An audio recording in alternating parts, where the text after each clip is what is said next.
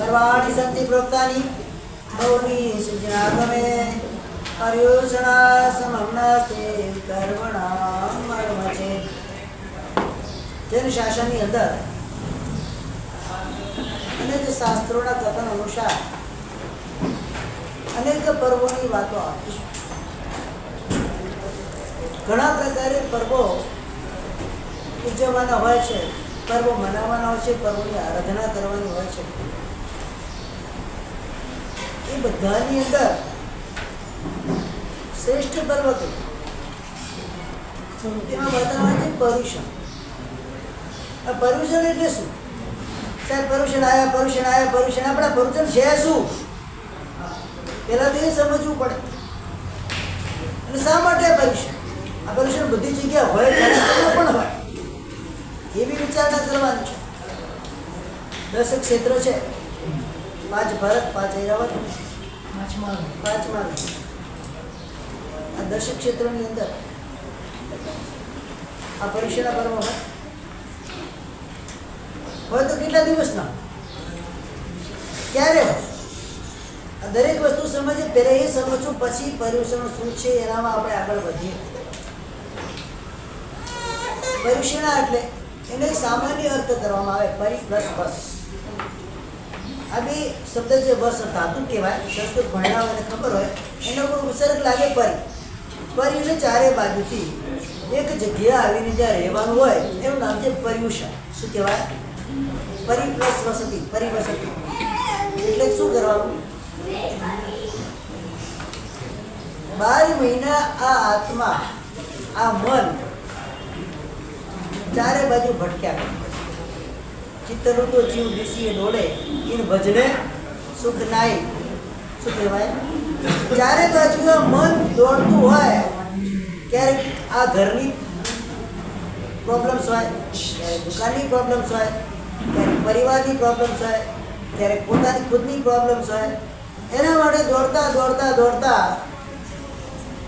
છેલ્લે જ્ઞાની ભગવંતો કીધું છે ક્યાંક તો પોતાનામાં સ્થિર થાય, અંતરાત્મામાં ક્યાંક તો સ્થિર થાય. દુનિયા માટે ઘણું કર્યું, પોતાના માટે શું કર્યું? આ બે પ્રશ્ન હોય. શું હોય? દુનિયા માટે ઘણું કર્યું, પોતાના માટે શું કર્યું? શું મળ્યું? કેટલા વર્ષો વીતી ગયા, કેટલા પર્યુષણ નીકળ્યા? હજુ માનું ત્યાં સુધી આ પર્યુષણ શબ્દના અર્થને નથી સમજ્યા. આટલા વર્ષો આત્માની અંદર આવીને સ્થિર થવું એનું નામ છે પર્યુષણ. હવે આ 8 દિવસ સમસ્ત બાહ્ય વ્યાપારનો ત્યાગ. બહારની કોઈ પણ પ્રવૃત્તિ મારે નથી કે ઘડી બેનો મૌન રાખે. પર્યુષણમાં 8 દિવસ શું કરે છે? પણ એનું મન બીજાને ભારે પડી જાય. 8 દિવસ ખોલું રાખ, બાકીના 352 મૌન રાખ. શું કરવાનું? 8 દિવસ ભલે જેવું બોલો જેટલું બોલો એટલું બોલો, પણ 352 દિવસ મૌન રાખ. મૌનની પરિભાષા શું છે? પર્યુષણ શા માટે છે? શા માટે કરવાના છે? શા માટે લોકો પર્યુષણમાં જ જોડાય છે? એટલું મહત્વ એવું શા માટે છે? હજુ સુધી કોઈ ચીજને સમજ્યા નથી. આત્મસ્થ થવાનું, આત્માને પોતાના અંદર કેન્દ્રિત કરવાનું. કાંઈક તો દિવસ હોય, કોઈક તો વસ્તુ હોય. ભટક ભટક ભટક ભટક કરવાનું. ઘડિયાળના કાંટાને જેમ અટક્યા વગર. ઘડિયાળનો કાંટો અટકે? ઘડિયાળનો કાંટો જે દિવસે સાહેબ અટકશે એ દિવસે અમે અટકશે. બરાબર? અરે એમાં પણ ક્યારેક સેલ ખતમ થઈ જાય, એમાં પણ ક્યારેક કોઈનો હાથ બીજો લાગી તો એ પણ અટકે. પણ મન ક્યાંય અટકતું નથી, ભ્રમણ ક્યાંય અટકતું નથી. એ અટકણમાંથી, એ ભટકણમાંથી દૂર થઈ ને હવે એક અંતરાત્મામાં મારે સ્થિર થવું છે. બધા જ ચારે બાજુના મારા વ્યાપારો છે, મન વચન અને કાયાના યોગ. 3 પ્રકારના યોગ હોય. આ ત્રણેય યોગને કેન્દ્રિત કરી, ત્રણેય યોગને સીમિત કરી અને કંઈક અલ્પમાં આવીને સ્થિર થવું છે. એનું નામ છે આ પર્યુષણ. પર્યુષણ એટલે મહોત્સવ નથી. સમજી લો પહેલા જૈન શાસ્ત્રનું એક પણ પર્વ મહોત્સવ હતો નથી. મહોત્સવ એટલે ઉજવણી કરવાનું, જલસા કરવાનો, કોઈ ક્ષેત્ર હોતું નથી. બીજા પર્વ અને તહેવાર બેમાં ઘણો ફરક હોય છે. મેં રવિવારે પણ સમજાવ્યું છે, તમે કાલે પણ સમજાવ્યું છે. આ બંનેમાં ઘણો ફરક છે. પર્વ માત્ર ને માત્ર આત્મલક્ષી હોય, તહેવાર માત્ર ને માત્ર બાહ્યલક્ષી હોય. કોઈ પણ તહેવારની અંદર આત્માની વાતો ના હોય. જેટલા પણ લૌકિક તહેવારો તમે જોશો શું હોય છે, એના પાછળનું લક્ષ્ય શું હોય છે? મોજ મજાક કરીને દિવસને પૂરો કરવો. એનું નામ છે તહેવાર. અને પર્વ એટલે શું? શબ્દ પર્વ, શબ્દ પર્વ એટલે પવિત્ર. શું છે? પવિત્ર થવા માટેનું આ દિવસો આપણને મળ્યા છે. અને એ દિવસોની અંદર પણ અપવિત્ર થઈને ઘરમાં જ બેઠા રહીએ તો શું થાય? સાહેબ અમે તો છેલ્લે સંવત્સરના દિવસે 3 વાગે આવશું, અથવા તો મારું જન્મ વાંચવાના દિવસે 4:30 આવશું. બાકી અમારે કોઈ સાથે કઈ લાગતું વળગતું એ પણ શા માટે આવવું પડે ભાઈ? કોઈ જબરજસ્તી છે? એ પણ ના આવો તો તમને કોઈ કહેતું નથી કે કેમ નથી આવ્યા. મારું લક્ષ્ય શું બને છે, મારો ટાર્ગેટ શું બને છે, એના માટે કે નહીં આવવાનું છે. આટલા વર્ષના આટલા બધા દિવસોની અંદર માત્ર પાપમય પ્રવૃત્તિઓ મારી થઈ, મારી આ જિંદગી પાપમય રીતે વીતી છે. પાપનું પ્રક્ષાલન કર. ભગવાનનો પ્રક્ષાળ કરવાથી કેટલો લાભ થશે મને નથી ખબર. હા, થશે કે નહીં એ પણ મને ખબર નથી, પણ પોતાના પાપનું પ્રક્ષાલન થશે ને તેમાં 100% લાભ છે. પરમાત્માનો પક્ષાળ વિધિપૂર્વક કરશો તો લાભ થશે, પરમાત્માનો પક્ષાળ અવિધિએ કરશો તો ઉલટાનું શું થશે? નુકસાન થશે. અને પાપનું પ્રક્ષાલન ભલે વિધિથી કરો કે અવિધિથી કરો, એકાંતે લાભ છે. પ્રેમથી ઉપવાસ કરો કે જબરજસ્તીથી ઉપવાસ કરો, લાભ થવાનો કે ન થવાનો? થાય કે ન થાય? પ્રેમથી દીક્ષા લો કે જબરજસ્તી તમને મૂડી નાખી, લાભ થાય કે ન થાય? હા કે ના તો બોલો. જબરજસ્તીથી દીક્ષા આપવામાં લાભ છે, એટલે કે ધર્મને જબરજસ્તીથી કરાવવામાં આવે ને તો એમાં એકાંત લાભ છે, નુકસાન નથી. ભવિષ્ય કાળમાં એનો લાભ જ થવાનો છે. અત્યારે ભલે વ્યક્તિનું તમને નુકસાન લાગતું પણ હોય, પણ ભવાંતરની અંદર એનામાં એ પડેલા સંસ્કાર ક્યારેક ને ક્યારેક એ સંસ્કાર એને સિદ્ધિ ગતિ સુધી પહોંચાડે છે. એટલે જબરજસ્તીથી પણ ધર્મ કરાવાય. સુધી મારે ઘરવાળા રજા ના આપે ને તો ભાગીને જઈને પણ દીક્ષા લેવાય. શું કહેવાય? થોડા દિવસ આવશે, મહેનત કરશે લોકો, પછી પાછા પોતાના ઠેકાણે પણ ચિંતા કરવાની જરૂર નથી. ધર્મ બળજબરીથી પણ કરી શકાય અને કરાવી પણ શકાય. એવું નથી કે ના કરાવે. સાહેબ આવી રીતે દીક્ષા અપાય, સાહેબ આવી રીતે આમ કરાવાય, બધું જ ચાલે. જો એવરીથિંગ ઇઝ વેલ્યુ. શું છે? બધું ફેર છે, બધું કરી શકાય. ધર્મના માર્ગે જે મળતું હોય તો શું કરાય? એક કથાને કાવે છે, વિજય રાજા દીક્ષા એમનો ભત્રીજાઓ, ચક્રવર્તીના ભત્રીજાઓ કહેવાય. એમનો ભત્રીજો અને પુરોહિતનો દીકરો બંને પૂછ્યું કર. નગરની અંદર મહાત્મા આવ્યું સાંભળે એટલે એ લોકોને તો જાણે કે રમકડું મળી ગયું. તે ગોચરી માટે જાય, ચલો ડાન્સ કરો, ચલો ગીત ગાઓ. મહાત્માને આ રીતે હેરાન કરે. સાધુઓને શું કરે? એ હેરાન કરે બંને જણ. હવે આ સમાચાર બિહાર કરતા કરતા એના કાકા મુનિ બધી જ વાતમાં પારંગત છે, બધું જાણે. બિહાર કરતા કરતા ત્યાં આવ્યા છે, ત્યાં આગળ પોતાના રાજ્યમાં, અને કીધું અહીંયા જતા નહીં, છોકરી ગોચરી જાવ તો અહીંયા જતા નહીં. તો કેમ નહીં જાવ? કે આ રીતનું છે, કે ઠીક છે હું સીધો કરી દઈશ. એ તો રાજમહેલમાં પહોંચે. ધર્મલાભ જોરથી બોલ્યા, પેલા બેને સંભળાય. પેલા કે ના આજે તો મજા આવી, કોઈ રમકડું આવી ગયું. પેલા પહોંચ્યા ત્યાં બેને કે નાચો, તમે વગાડો પછી નાચું, ગાઓ પછી નાચું, એમને થોડું નાચું. પેલા જેમ તેમ વગાડવા જેમ તેમ ગાવા મળે. સુર તાલ વગર મને નાચવાનું ફાવે? તમને સુરતાલ મારે શીખાડવા પડશે. બંનેને પકડ્યા. તાકાત તો બધા રાજા હતા, પણ તાકાત તો હતી જ. બધા જ સાંધા શરીરના ઉતારી, બંને રાજકુમાર બંને. એટલે હવે કેવા થઈ ગયા? જીવતીલા સેવા. બસ એ તો સાધુ ત્યાં નીકળી ગયા, આટલું કામ કરી અને નીકળી ગયા. હવે આ બાજુ રાજ દરબારમાં રાજાને ખબર પડી. રાજાને ધ્યાન રાખવું હતું કે એના દીકરા શું કરી રહ્યા છે. રાજાએ શું ઉપેક્ષા કરી? રાજાને પાઠ ભણાવવો હતો. ત્યાં આગળ એમને આ બધી હાલત થઈ. શું થયું? કોણ કે કોઈ સાધુ આવ્યા હતા, સાધુ આવું કરીને ગયા છે. સીધા બધું આખો રસાલો ક્યાં પહોંચ્યો? ઉપાસ રહ્યા. અમને તો ખબર કોઈ આગંતુક સાધુ આવ્યા હતા, અમે એમને ગોચીનો માર્ગ બતાવ્યો. ગોચી લઈને તો પોતાની મેળે ક્યાંક નીકળી ગયા હશે, તો બગીચા વગેરેમાં સાધના પોતાની કરતા હશે.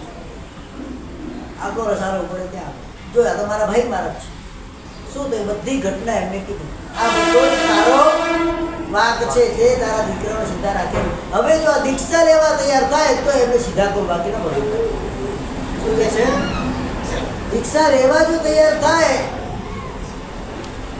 તો એમને પાછા સરખા કરી દઉં બાકી એને જે એના પાપે ભોગવે મારે શું ઘણું પાપ કર્યું છે ઘણી આવી મહાત્માની રજૂઆત કરી છે બસ ભોગવે એમના પાપને હવે શું કરવું રાજાએ વિચારો પડી ગયો પ્રજા વિચારો પડી ગઈ પેલા બેની સામે જોઈને કહે શું કરું લે શું દીક્ષા શું કરે મરતો શું ના કરે વ્યક્તિ મરતા કેમ ન કરતા બંનેને સીધા કર્યા બંને દીક્ષા આપ્યો રાજકુમાર હતો એ પ્યોર પૂર્ણ કહેવાય શું કહેવાય ઉચ્ચ પૂર્ણ એને સંયમ મળ્યા પછી પોતે મનમાં ભાવના ભાવે છે ખરેખર મારા કાકા મારા જે મારા પર ઉપકાર કર્યો છે મને સંયમ જીવન સુધી પહોંચાડે છે અને પેલો પુરોહિતનો પુત્ર પોતાની જાતને ઊંચી માને આ ખોટું કર્યું આવી રીતે દીક્ષા અમે એટલે કેવા બ્રાહ્મણ કોણ ઉચ્ચ કોણ હરદેવને દીક્ષા આપી દેવા આમ કરે તેમ કરે એટલે પેલો દીક્ષા પાળવા છતાં પણ શું કરે છે એની નિંદા કર્યા કરે છે એટલે આ રીતે જબરજસ્તી પણ દીક્ષા અપાય બંનેનો છેલ્લે નિતન ભવની અંદર જે મેતારજ મુનિની વાત આવી હતી આવે છે ને આ જે પુરોહિતનો દીકરો આવતા બીજા ભવની અંદર ચંડાળ કુળમાં ઉત્પન્ન થાય ત્યાં પણ દુર્લભ બોધિ થઈને પછી સુલભ બોધિ થઈને પછી દીક્ષા લે છે આગળની ઘટના ઘણી મોટી છે પણ ક્રમ આપણો શું છે અહીંયા કે ધર્મને બળપૂર્વક પણ કરાવી શકાય ન કરાવી શકાય એવું નથી એટલે ક્યાંય પણ આવા પ્રકારની ચેષ્ટાઓ નહીં કરવાની કે આ રીતે આમ ન કરાય આ રીતે આમ ન કરાય મારા જો સમજતા નથી ફલાણા ઢીંગણા તમે બધા જાણકાર છો સમજદાર છો તો અહીંયા આવી જાઓ અહીંયા જરૂર છે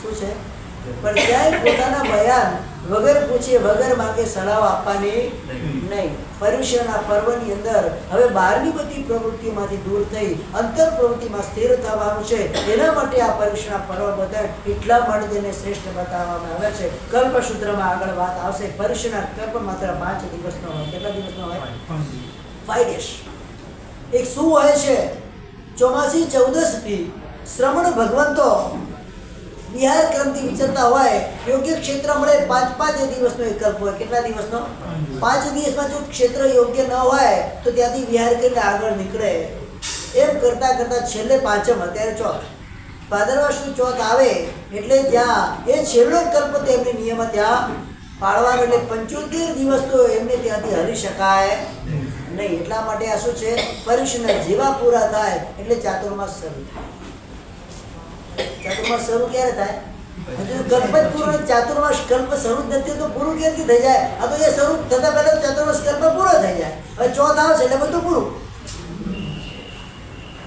પાંચમા દિવસે કોઈ દેખાય નહીં ઉપાસના મારા સાહેબ પડે એ જબરજસ્તી રહેવું પડે એટલે તો એ ભાગી જાય હવે અમારે તો છૂટકો છે જ નહીં અત્યારે અમે જઈ શકીએ આજ સુધી અમે અહીંયાથી નીકળવું હતો નીકળી શકીએ પણ એકમ વીકથી ચોથ એટલે અમાવાસ એટલે 14નું પ્રતિક્રમણ થઈ જાય પછી અમારી કોઈ તાકાત નથી કે અમે ક્ષેત્રમાંથી નીકળી શકીએ પછી અમે ફિક્સ થઈ ગયા અત્યારે નીકળી શકાય તમે સીધા મારો ના મારો અત્યારે અમારે જવું તો આરામથી અમે જઈ શકીએ અમને કોઈ રોકી શકે એમ નથી પણ 14નું પ્રતિક્રમણ થાય પછી તો એક જ જગ્યા સ્થિર થઈ જાય એમાં પણ કારણો બતાવવામાં આવે કયા કારણોસર એ ચાતુર્માસ કાળમાં પણ વિહાર કરીશ કે બધું અપવાદ માર્ગે હોય એના ઉત્સર્ગ પાડવાના હોતા નથી આ રીતે પર્યુષણના પર્વ 5 દિવસનું હતું પછી એના અંદર 3 દિવસ ઉમેરી એને અષ્ટાનિકા કરવામાં આવી શું આવ્યું એટલે 6-28 વર્ષની કરવામાં આવી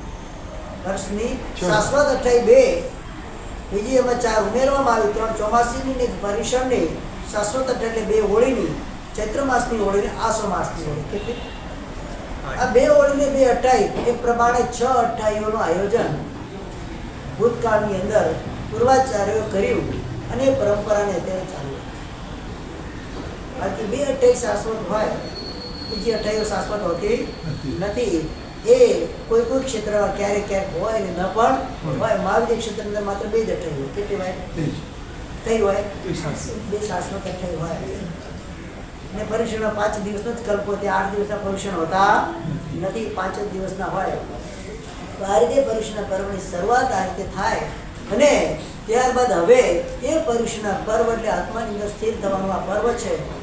આ આગળના 3 દિવસ શેના માટે ઉમેરવામાં આવ્યા છે કે 5 દિવસની આરાધનાની નેટ પ્રેક્ટિસ 3 દિવસ કહેવાય. શું કરવાનું? અને એ પર્યુષણના આ 5 દિવસને સમજવા માટેના આગળના 3 દિવસ તમારા માટે મૂકવામાં આવે છે. અને એના અંદર પહેલા દિવસે પર્યુષણ પર્વ દરમિયાન કરવામાં આવતા 5 કર્તવ્યોનું વર્ણન આવે. બીજા દિવસે વર્ષ દરમિયાન શ્રાવક ધર્મની અંદર આચરણ કરવા યોગ્ય એવા 11 કર્તવ્યોનું વર્ણન કરવામાં આવે. અને ત્રીજા દિવસે મોક્ષદનું કર્તવ્યનું વર્ણન કરવામાં આવે. અને એ સિવાય બીજા જે 6 કર્તવ્ય પ્રતિદિન જે કરવાના હોય છે એનો આવશ્યકતાની 6 કર્તવ્યોનું વર્ણન ત્યાં કરવામાં આવે. અને એના પછી 5મા દિવસથી કલ્પસૂત્રનું વાંચન ચાલુ. આ ક્રમ છે.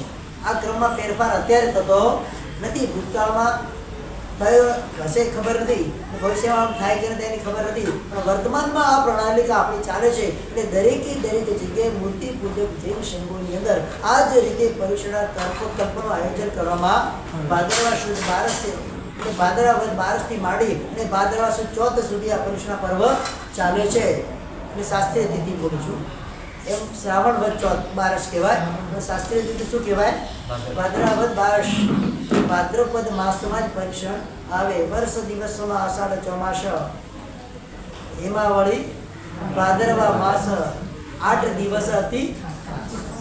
આપણા માટે આ ખાસ 8 દિવસનું આયોજન કરવામાં આવે છે. અને વિશેષ રીતે હવે પ્રવચનનો એક પણ અક્ષર મારે છોડવો નથી. પ્રવચનનો નિત્ય સમય આપણો 9 વાગ્યાનો રહેશે. ચાલુ થવાનો પૂરો થવાનો કોઈ ટાઈમ નથી. એટલે ઘડિયાળ જોવાની જરૂર નથી, એ સમજી લેજો. તો અહીંયા આગળ પહેલા 5 કર્તવ્યની વાત કરવામાં આવશે. સૌથી પહેલું કર્તવ્ય અહિંસા. જેના અગમની શરૂઆત અહિંસાથી થાય. આચરણ શાસ્ત્રો પાડી લેલો પહેલું અધ્યયન પાડો. છેલ્લી વાત આવશે. શું વાત આવશે? ન હિંસે સ મુનિ. હિંસા ન કરી એવું નામ. દરેક આગમની અંદર અહિંસાની વાત આવવાની જ. કારણ કે જેને શાસનનો પ્રાણ છે. ધમ્મો મંગલમ પીઠમ અહિંસા સંયમ કરો દેવા વિ તમ નવમ સંતિ જસ્ત ધમે. ઉત્કૃષ્ટ ધર્મ કયો છે? મંગલ સ્વરૂપ ધર્મ કયો છે? આત્મ કલ્યાણકારી ધર્મ કયો છે? આત્મ ઉત્થાનકારી ધર્મ કયો છે? તેના અંદર 3 પ્રકારના ધર્મની વાત ત્યાં પણ બતાવવામાં આવી. અહિંસા, સંયમ અને તપ. એમાં સૌથી પહેલો શું મૂકવામાં આવ્યું છે? અહિંસાને મૂકવામાં આવી છે. જેને શાસનની કુળદેવી કઈ છે? જૈના, એટલે કે જિંદા અહિંસા છે. હવે અહિંસા એટલે બીજા જીવોને ન મારવા, એનું નામ અહિંસા. હિંસાના પણ ઘણા પ્રકાર સ્વરૂપ હિંસા થાય. અલગ અલગ પ્રકારે હિંસાના સ્વરૂપ પણ અલગ અલગ. કોઈ જીવને મનથી ગાળ દેવી એ પણ હિંસા છે. શું છે? મનથી પણ કોઈ જીવના માટે અપશબ્દ બોલવો એની હિંસા બરાબર પાપ લાગે છે. એટલે માત્ર જીવ છોડાવી દેવાથી હિંસા થાય એવું માની લેવામાં જરૂર નથી. ઘરમાં જેણા પાળી આવે બહેનો અમારી પાસે આલોચના માટે આવે, સાહેબ ઘરની અંદર વાંદા મરી ગયા એનું શું પ્રાયશ્ચિત આવે? પણ ઘરમાં સાસુને વહુને કેટલી ગાળો બોલી એનું પ્રાયશ્ચિત લેવા તમે આવો છો? ખરેખર તો અહિંસા ક્યાં પાળવાની છે?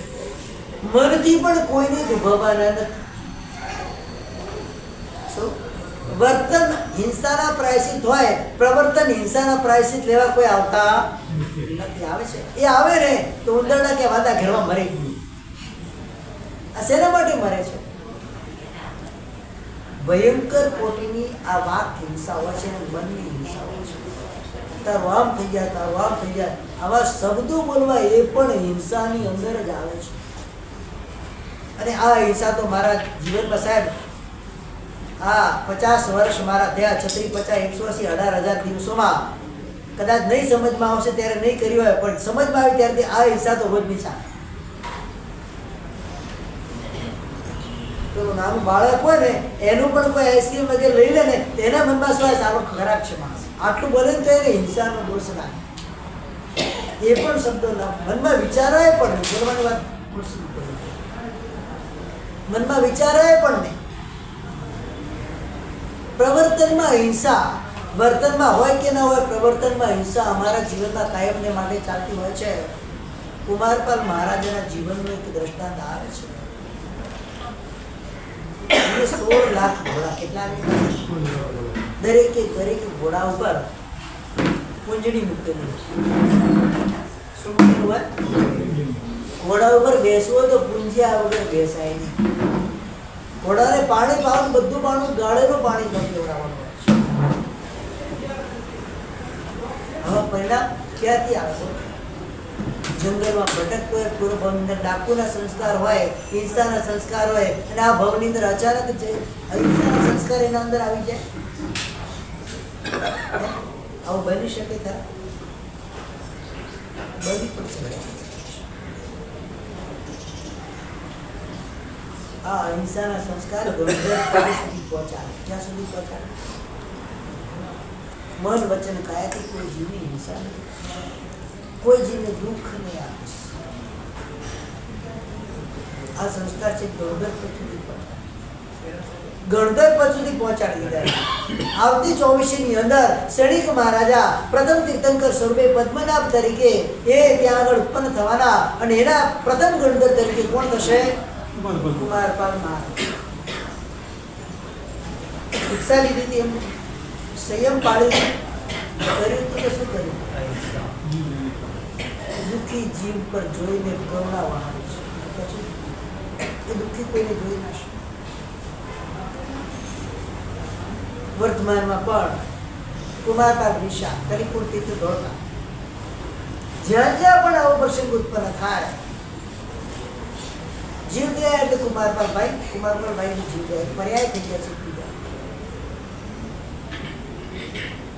અહિંસા ધર્મનું પાલન અનંત ભવો સુધી અસાધા વેદનીથી તમારા આત્માને દૂર રાખે.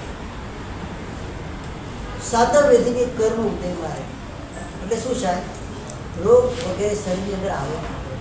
ભયંકર કોટીના રોગ મારા શરીરમાં આવેલા છે, સમજી લેવાનો કયા ભવોની અંદર ક્રૂર હિંસાઓ હું આ કરીને આવેલો છું. એ તો અસાધા વેદની આવે જ નહીં, કોઈ કાળે ના.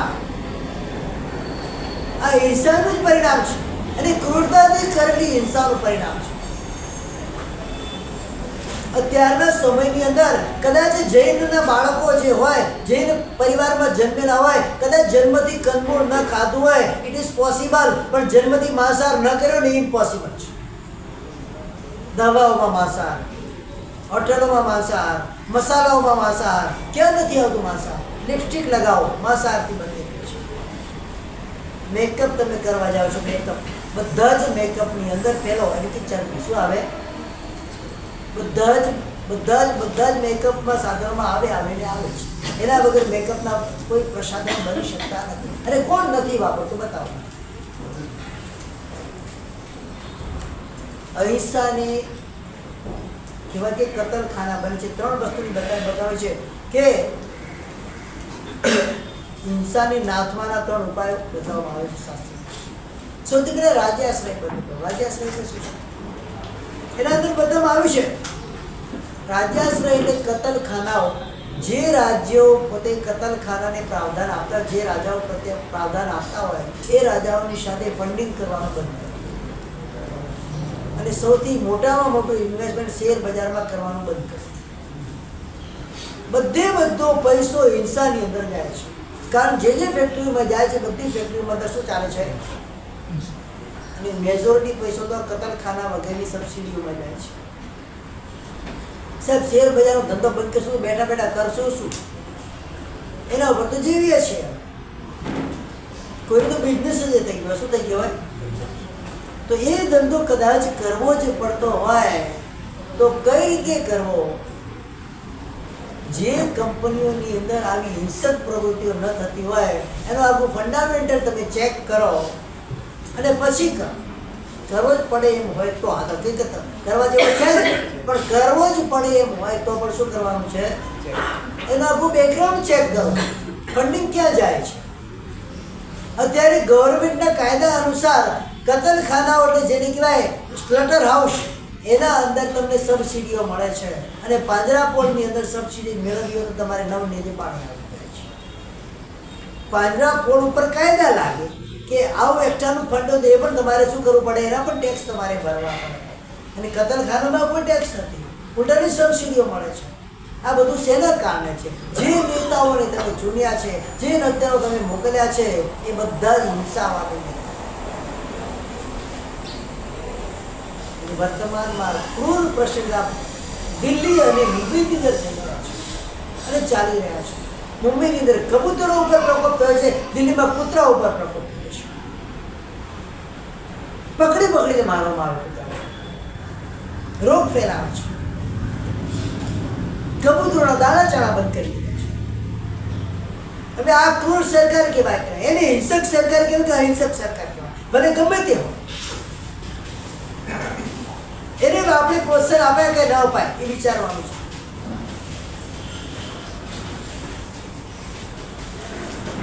આ સરકારો તમારા જીવનમાં તમારા ખિસ્સામાંથી પૈસા કાઢી અને પોતાના માટે, કતલખાનાઓ માટે, પોતાની રોજીઓ માટે વાપરે છે. અને છતાં ધંધાટી તમારા ઉપર. આટલી બધી હિંસક પ્રવૃત્તિઓ કરવા છતાં તમારે મરાઠીમાં જ બોલવાનું, તમે હિન્દીમાં બોલો, તમને જવાબ ના આપે એવો કાયદો હોય કે? ભારત બિન સાંપ્રદાયિક રાજ્ય છે, એમાં કોઈ સંપ્રદાયવાદ ભારત કરતો નથી. Very first day of Bharat જ્યારે ભારત જ્યારે સ્વતંત્ર થયું ત્યારે જ આ કાયદો થયો છે. ભારતમાં કોઈ પણ ભાષા, કોઈ પણ વ્યક્તિ, કોઈ પણ ધર્મની કોઈ પણ વ્યક્તિ આચરી શકે અને બોલી શકે, એમાં કોઈ પણ પ્રકારનું બંધન હતું નહીં. તો આ બંધન કેમ આવે? કારણ આપણે કાચા પડ્યા છીએ.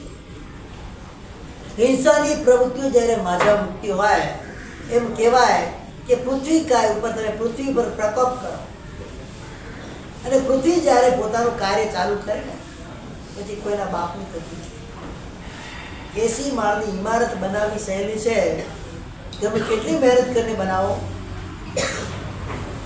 12 મહિના, 2 વર્ષ તમે મહેનત કરાવો એટલે પૃથ્વી કાયને એ ઇમારતને તોડવી હોય ને તો સેકન્ડ પણ ન લાગે. ખરા સંજયભાઈ? સેકન્ડ પણ લાગે? સેકન્ડમાં સાફ કરી નાખીએ, મેદાન કરી નાખીએ, તમને ટુકડો જોવા ન મળે. એના પર અત્યાચાર થાય અને એ જ્યારે પોતાનો બદલો લેવા માટે તૈયાર થાય એમ નહીં સમજતા એકેન્દ્રિય જીવોમાં તાકાત નથી, પણ એમાં જે તાકાત છે ને પંચેન્દ્રિયમાં નથી. પંચેન્દ્રિયમાં નિર્માણની ભલે તાકાત હોય, એનામાં વિનાશની તાકાત છે. કચ્છ, કોઈના, કોઈમ્બતુર, કોલારી, તમે ભૂકંપો જોઈ લો, ખબર પડે તમને. હવે ક રાશિવાળા ગામની ઉપર તો હંમેશા પ્રકોપ આ કુદરતનો રહ્યો છે. પૃથ્વી કાય જેટલા પણ અત્યાર સુધી ધરતીકંપ આવેલા છે ને બધા ક નામના ગામથી શરૂઆત. સેન્ટર પોઈન્ટ કયા છે? રાશિ કહેવાય, તે રાશિ કહેવાય. જેટલા પણ તમે ઇતિહાસ ખોલીને જોઈ લો, એનું સેન્ટર પોઈન્ટ શું છે? ક રાશિનું ગામ છે. તે ગામડું હોય, સિટી હોય, ગમે તે હોય, દેશ હોય. આ પૃથ્વી ગ્રહનો પ્રકોપ એ જ્યારે માજા મૂકશે પછી કોઈને પણ એ ચેનથી બેસવા ને દે. બીજા નંબર ઇધર પાણીના જીવોની હિંસા, છડે ચલાક પાણીના જીવોની હિંસા કર્યા છે. એ પ્રકોપ પર ઉતરે એટલે શું આવે? ફ્લડ આવે, સુનામી આવે. હમણાં હરિદ્વારમાં થઈ ગયું. કયું ગામ હતું? ધવલ, ધામણી ગામ હતું. 34 સેકન્ડની અંદર આખા ગામ મેદાનમાં ફેરવાઈ ગયા. કેટલી સેકન્ડમાં? કેટલી તાકાત છે એ પાણીની અંદર? એ અબકાજીમાં કેટલી તાકાત છે? શા માટે એને રંજાડો છો? જ્યાં સુધી શાંત બેઠા છે ને ત્યાં સુધી બરાબર છે. મને કાલે વિચારમાં પ્રતિક્રમણમાં કીધું, માત્ર મરીન ડ્રાઈવની પાણીની લેવલ સુધી સમુદ્રનું પાણી થઈ જાય તો શું થાય? બસ ખાલી વિચાર કરો. મરીન ડ્રાઈવની પાળી છે ત્યાં સુધી સમુદ્રના પાણીનું લેવલ થઈ જાય તો શું થાય? ખાલી કલ્પના કરો. હું તો માનું છું ને શ્રદ્ધા દેવાનું એ પણ થશે. આપણે ઠેકાણે નહીં લઈએ ને તો એ પણ થવાનું છે. અત્યારે ગેટ ઓફ ઇન્ડિયા કે તમે ત્યાં જઈને ભરો ને 30 ફૂટ ઊંચા મોજા ઉછળે છે ત્યાં. કેટલા? જઈને ઉભા રહો ને ખબર પડે. એ મોજામાં ખેંચીને જતા ને ખબર ના પડે તમને, ભલે પાણી હોય કે ના હોય. પાણીની ખૂબ તાકાત છે. સુનામી આવી ચેન્નઈની અંદર લગભગ 7, 8, 10 વર્ષ થયા હશે. તમિલનાડુના દરિયાથી સુનામી ચાલુ થઈ છે. માત્ર 30 થી 35 મિનિટની અંદર કેરલા સુધી પાણી પહોંચ્યું. એટલે કેટલી તાકાત છે એના ફ્લડની. એમાં વચ્ચે જે પણ આવ્યા ગામો કંઈ જ નથી રહ્યા, ખાલી દરિયાની રેતી દેખાય. ત્યારે એ વખતે ત્યાં કોઈ ગામ હતું નકશામાં, કદાચ તમે મળી શકે. અત્યારે નથી મળતા એ ગામ. મેં ત્યાં ગયા તે રોડ પર ગયા હતા, મહાબલીપુરમ વગેરે ગામો છે ત્યાં આગળ, પાંડિચેરી, મહાબલીપુરમ. સાહેબ આ બાજુ ગામડામાં હતા, કેટલા બધા ગામડા. અત્યારે તો કઈ દરિયાનો પાટા ચીંધું કરશું, 30 મિનિટમાં બધું જ સાફ. કેટલી પબ્લિક હતી, શું હતું, કશું જ ના હોય. આ પાણીનો પ્રકોપ છે. બીજા નંબરનો વાયુકાય. શું આવે? ત્રીજા નંબરમાં અપકાય. પછી શું આવે? વાયુકાય. એક ચક્રવાત આવે, સાયક્લોન એક વખત આવે, શું થાય? કઈ વસ્તુને બાકી રાખે? નાઇટા, કાટરીના, આ બધા સાયક્લોન આવેલા છે, તમે જોયા છે. અને અત્યારે પણ ચાલુ છે. આ વર્ષની અંદર ભારતની ભૂમિ ઉપર, એમ કહેવાય કે પશ્ચિમ બંગાળની ખાડી પર લગભગ 6 આવા મોટા વાવાઝોડા આવી ગયા છે. તમારી 60 માળની 100 માળની બિલ્ડિંગને 1 સેકન્ડમાં ઉપરથી નીચે કરી નાખે. અને આ વાવાઝોડે ચક્રવાતની એટલી તાકાત હોય કે હાથીને પણ ઉછાળીને યોજનો દૂર ફેંકી શકે, આટલી તાકાત હોય. વાયુ કઈ વૈક્રિય શક્તિ હોય. શું હોય છે? આ શાસ્ત્રમાં વાત આવે છે. અલગ અલગ પ્રકારના વાયુકાય. આમાં ચક્રવાત વાયુકાય આવે, એની સામે કોઈ ટકી શકતો નથી. અને મોટા મોટા પહાડ જેટલા હોય. લગભગ આજથી 20 વર્ષ પહેલાની વાત કરું, 2008 કે 2007ની વાત કરું તમને. 7નું ચોમાસું કરવા જતા 9નું ચોમાસું, 2009નું ચોમાસું. 2009ના પાલીથી અમે નીકળ્યા, સાંજે વિહાર કર્યો છે. ગરમી એટલે ફૂલ ગરમીનો સમય, લગભગ 7:20 જેવો તો સૂર્યાસ્ત ત્યાં થાય.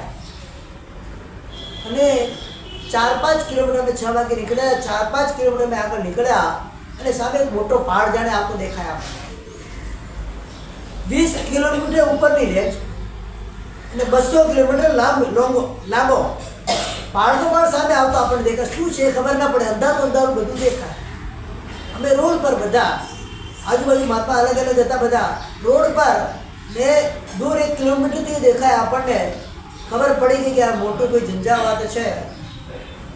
કોઈ પાળી બાળીને વચ્ચે બધા ગોઠવાઈ ગયા. કોઈ રોડ પર રહી શકે નહીં. 1 મિનિટ પણ નહીં થઈ હોય, 1 મિનિટ પણ આખું અંધારું. આપણો ઘડો આત્મા હોય તો આપણને ન દેખાય, આપણી મુપતિ આપણને ન દેખાય. એટલું ગાઢ અંધારું થઈ ગયું. ને 20 મિનિટ સુધી અંધારું ચાલ્યું. કેટલી મિનિટ સુધી? 20. ગાડી બંધ, ટ્રેનો બંધ, ગાડી પણ ચાલુ. દેખાય તે શું દેખો તમે? આ નજરે જોયેલું છે. ઘણી વખત આપણે ફિલ્મમાં જોતા હોઈએ, પેલો હીરો આગળ દોડે, પાછળ પેલો વાવાઝોડું દોડતું હોય. એ સેમ દ્રશ્ય પોતાની જાતે અનુભવેલું આ દ્રશ્ય પારીથી નીકળ્યા હતા. લગભગ એ બાજુ ઘણી વખત આવા બધા તોફાનો આવતા હોય છે. પણ આ તો ચક્રવાત નહોતો, આ તો સિમ્પલ. અને જે ભક્તિનું વાળું શું કહે, એમાં પણ જો આપણે ઉભા રહ્યા હોય ને તો આપણે 30, 40, 50 કિલોમીટર કેમ ફેંકીને ખબર ના પડે. પકડીને બેસવું પડે. કોઈ ઝાડનું ઠોડું તો પકડીને બેઠું નથી આગળ, તો એ તો લઈ જાય ખેંચીને આપણને. 20 મિનિટ સુધી ચાલ્યું. વિચાર કરો, એકદમ ગાઢ અંધકાર. ત્યારે એવું 5મા દેવલોકની અંદર એ અરુણવર દ્વીપ પરથી છે ને, શાસ્ત્રની અંદર વાત આવે છે, અરુણવર દ્વીપ ઉપરથી મહાતમસ્કાય ઉઠે, 5મા દેવલોક સુધી જાય. એ કેટલો ગાઢ અંધકાર હોય, એમાં એક બે દેવો પણ એકબીજાને ગોતી ન શકે એટલો મોટો હોય. અને કરોડો યોજનનો, અસંખ્યાત યોજનનો મોટો એ શું કહેવાય હોય છે. ગાઢ અંધકાર અંધકાર અંધકાર બધું કઈ નહીં, કાયમ ચાલતું જ હોય ત્યાં. તમસ્કાય જેને કહેવાય છે. આ તમસ્કાય જેવું અહીંયા ભાન થઈ ગયું એ વખતે. એટલે આ જે વાયુકાયનો પ્રકોપ થાય, બધું તેજ તેજ કરવામાં એ પણ સમર્થ છે. ત્યારે પણ એની પણ હિંસા, એની પણ બેદરકારી કરવા જેવી નથી. પછી આવે છે તેવા અગ્નિકાંડ, મોટા મોટા અગ્નિકાંડ, પણ એમાંથી બચી શકાય. જે જીવોની વિરાધના કરીએ છીએ એ જીવ માત્ર પોતાના પ્રકોપની અંદર આવી જાય પછી આપણને ખબર પડે કે એની તાકાત કેટલી છે. ત્રસ્કા, ડેન્ગ્યુ, ફીવર વગેરે, કોરોના બોરોના શું છે આ બધું? આ ત્રસ્કાનો પ્રકોપ છે. તમે એની હિંસા કરો છો. એ જ્યારે પોતે એક થઈને આવી જશે ને, તમારી તાકાત નથી. એક મનુષ્યની તાકાત નથી કે 6 મહિનામાં કોઈ કોરોનાને રોકી શકે. તમારું સાયન્સ ફેલ થઈ જાય, તમારું ગણિત ફેલ થાય, બધું ફેલ થઈ જાય. ત્યાં આગળ કોણ કોને બચાવી શકે? વિચાર તો કરો. ત્યારે પણ ભાન ન થાય આપણને. કેવા એકેન્દ્રિય, બેન્દ્રિય, તેન્દ્રિય, ચોરેન્દ્રિય, આ જીવોની પણ કેટલી તાકાત છે. તમે ભલેને વાયરસ કહેતા હો, પણ આ બેન્દ્રિય જીવનો જ પ્રકોપ હતો. શું હતો? બેન્દ્રિય જીવમાં આટલી તાકાત છે. પંચેન્દ્રિય જીવનો પ્રકોપ સાથે શું બાકી? બધાથી સાવધાન રહેવાનું છે. જેટલું શક્ય બને એટલું આ અહિંસા ધર્મનો આદર કરી હિંસાથી નિવૃત્ત થવાનું છે. ઘરની અંદર અનવોન્ટેડ જે મટીરિયલ્સ રાખેલા હોય કોઈ જરૂર નથી હોય. કપડાં કેટલા રાખવાના? જરૂર પૂરતા. કેટલા હોય? મારી બહેનોને મારે કેવું છે, જેટલું પણ તમે ફર્નિચર, કપડાં, વાસણ, કુશન, આભૂષણ જે પણ રાખવાનું તમને ના નથી. દર 15 દિવસે એકવાર એનું પરિલન કરો. તમારે જેટલા રાખવા એટલે રાખો, છૂટ. કમ્પલસરી 15 દિવસે પક્કીનું પરિલન તમારે એનું કરવાનું. કરી શકો ખરા? પછી કાઢવાની ઈચ્છા થાય કે નહીં? કાઢવાની પછી કાઢવાની જ ઈચ્છા થાય. આ બધું પરિગ્રહ સંજ્ઞા, આ હિંસાનું આમંત્રણ છે, બીજું કશું જ નથી. અને એવી ઘણી સાડીને ઘણા ડ્રેસો તમારી પાસે હશે જે બિચારા કબાટમાં બેઠા બેઠા રડતા હશે. હવે એકવાર તો બહાર કાઢ જેલમાંથી. શું કે તમને વિનંતી કરતા હશે, એકવાર તો મને આ જેલમાંથી બહાર કાઢ. સેફની અંદર દાગીનાઓ પડ્યા છે, એકવાર તો મને બહાર કાઢો યાર. અમને કેમ જેલમાં રાખ્યા છે? પણ ના, મારી પરિગ્રહ સંજ્ઞા એવી છે કે મમણ શેઠને ટકવું. આ રીતે અહિંસા ધર્મના પાલન માટેનું પહેલું કર્તવ્ય આપણને બતાવવામાં આવ્યું છે. ત્યાંથી ધર્મની શરૂઆત થાય છે. અહિંસા સંઘનો તવો પહેલા જ ધર્મની શરૂઆત અહિંસાથી થાય છે. દરેક તીર્થંકર પરમાત્મા, કોઈ પણ તીર્થંકર પરમાત્મા હોય, એમના પ્રથમ પ્રવચનની અંદર સૌથી પહેલી વાત શેની હોય? હિંસાની જ વાત હોય. હિંસાના ત્યાગની વાત, અહિંસા ધર્મના પાલનની વાત હોય. મનની હિંસા, વચનની હિંસા અને કાયાની હિંસા. કોઈ જીવને દુઃખ આપવું. કન્યાસ પ્રવર ચંદ્રશેખર મહારાજના વાક્ય, કોઈ જીવને દુઃખ આપવું, એવો જ બોલે.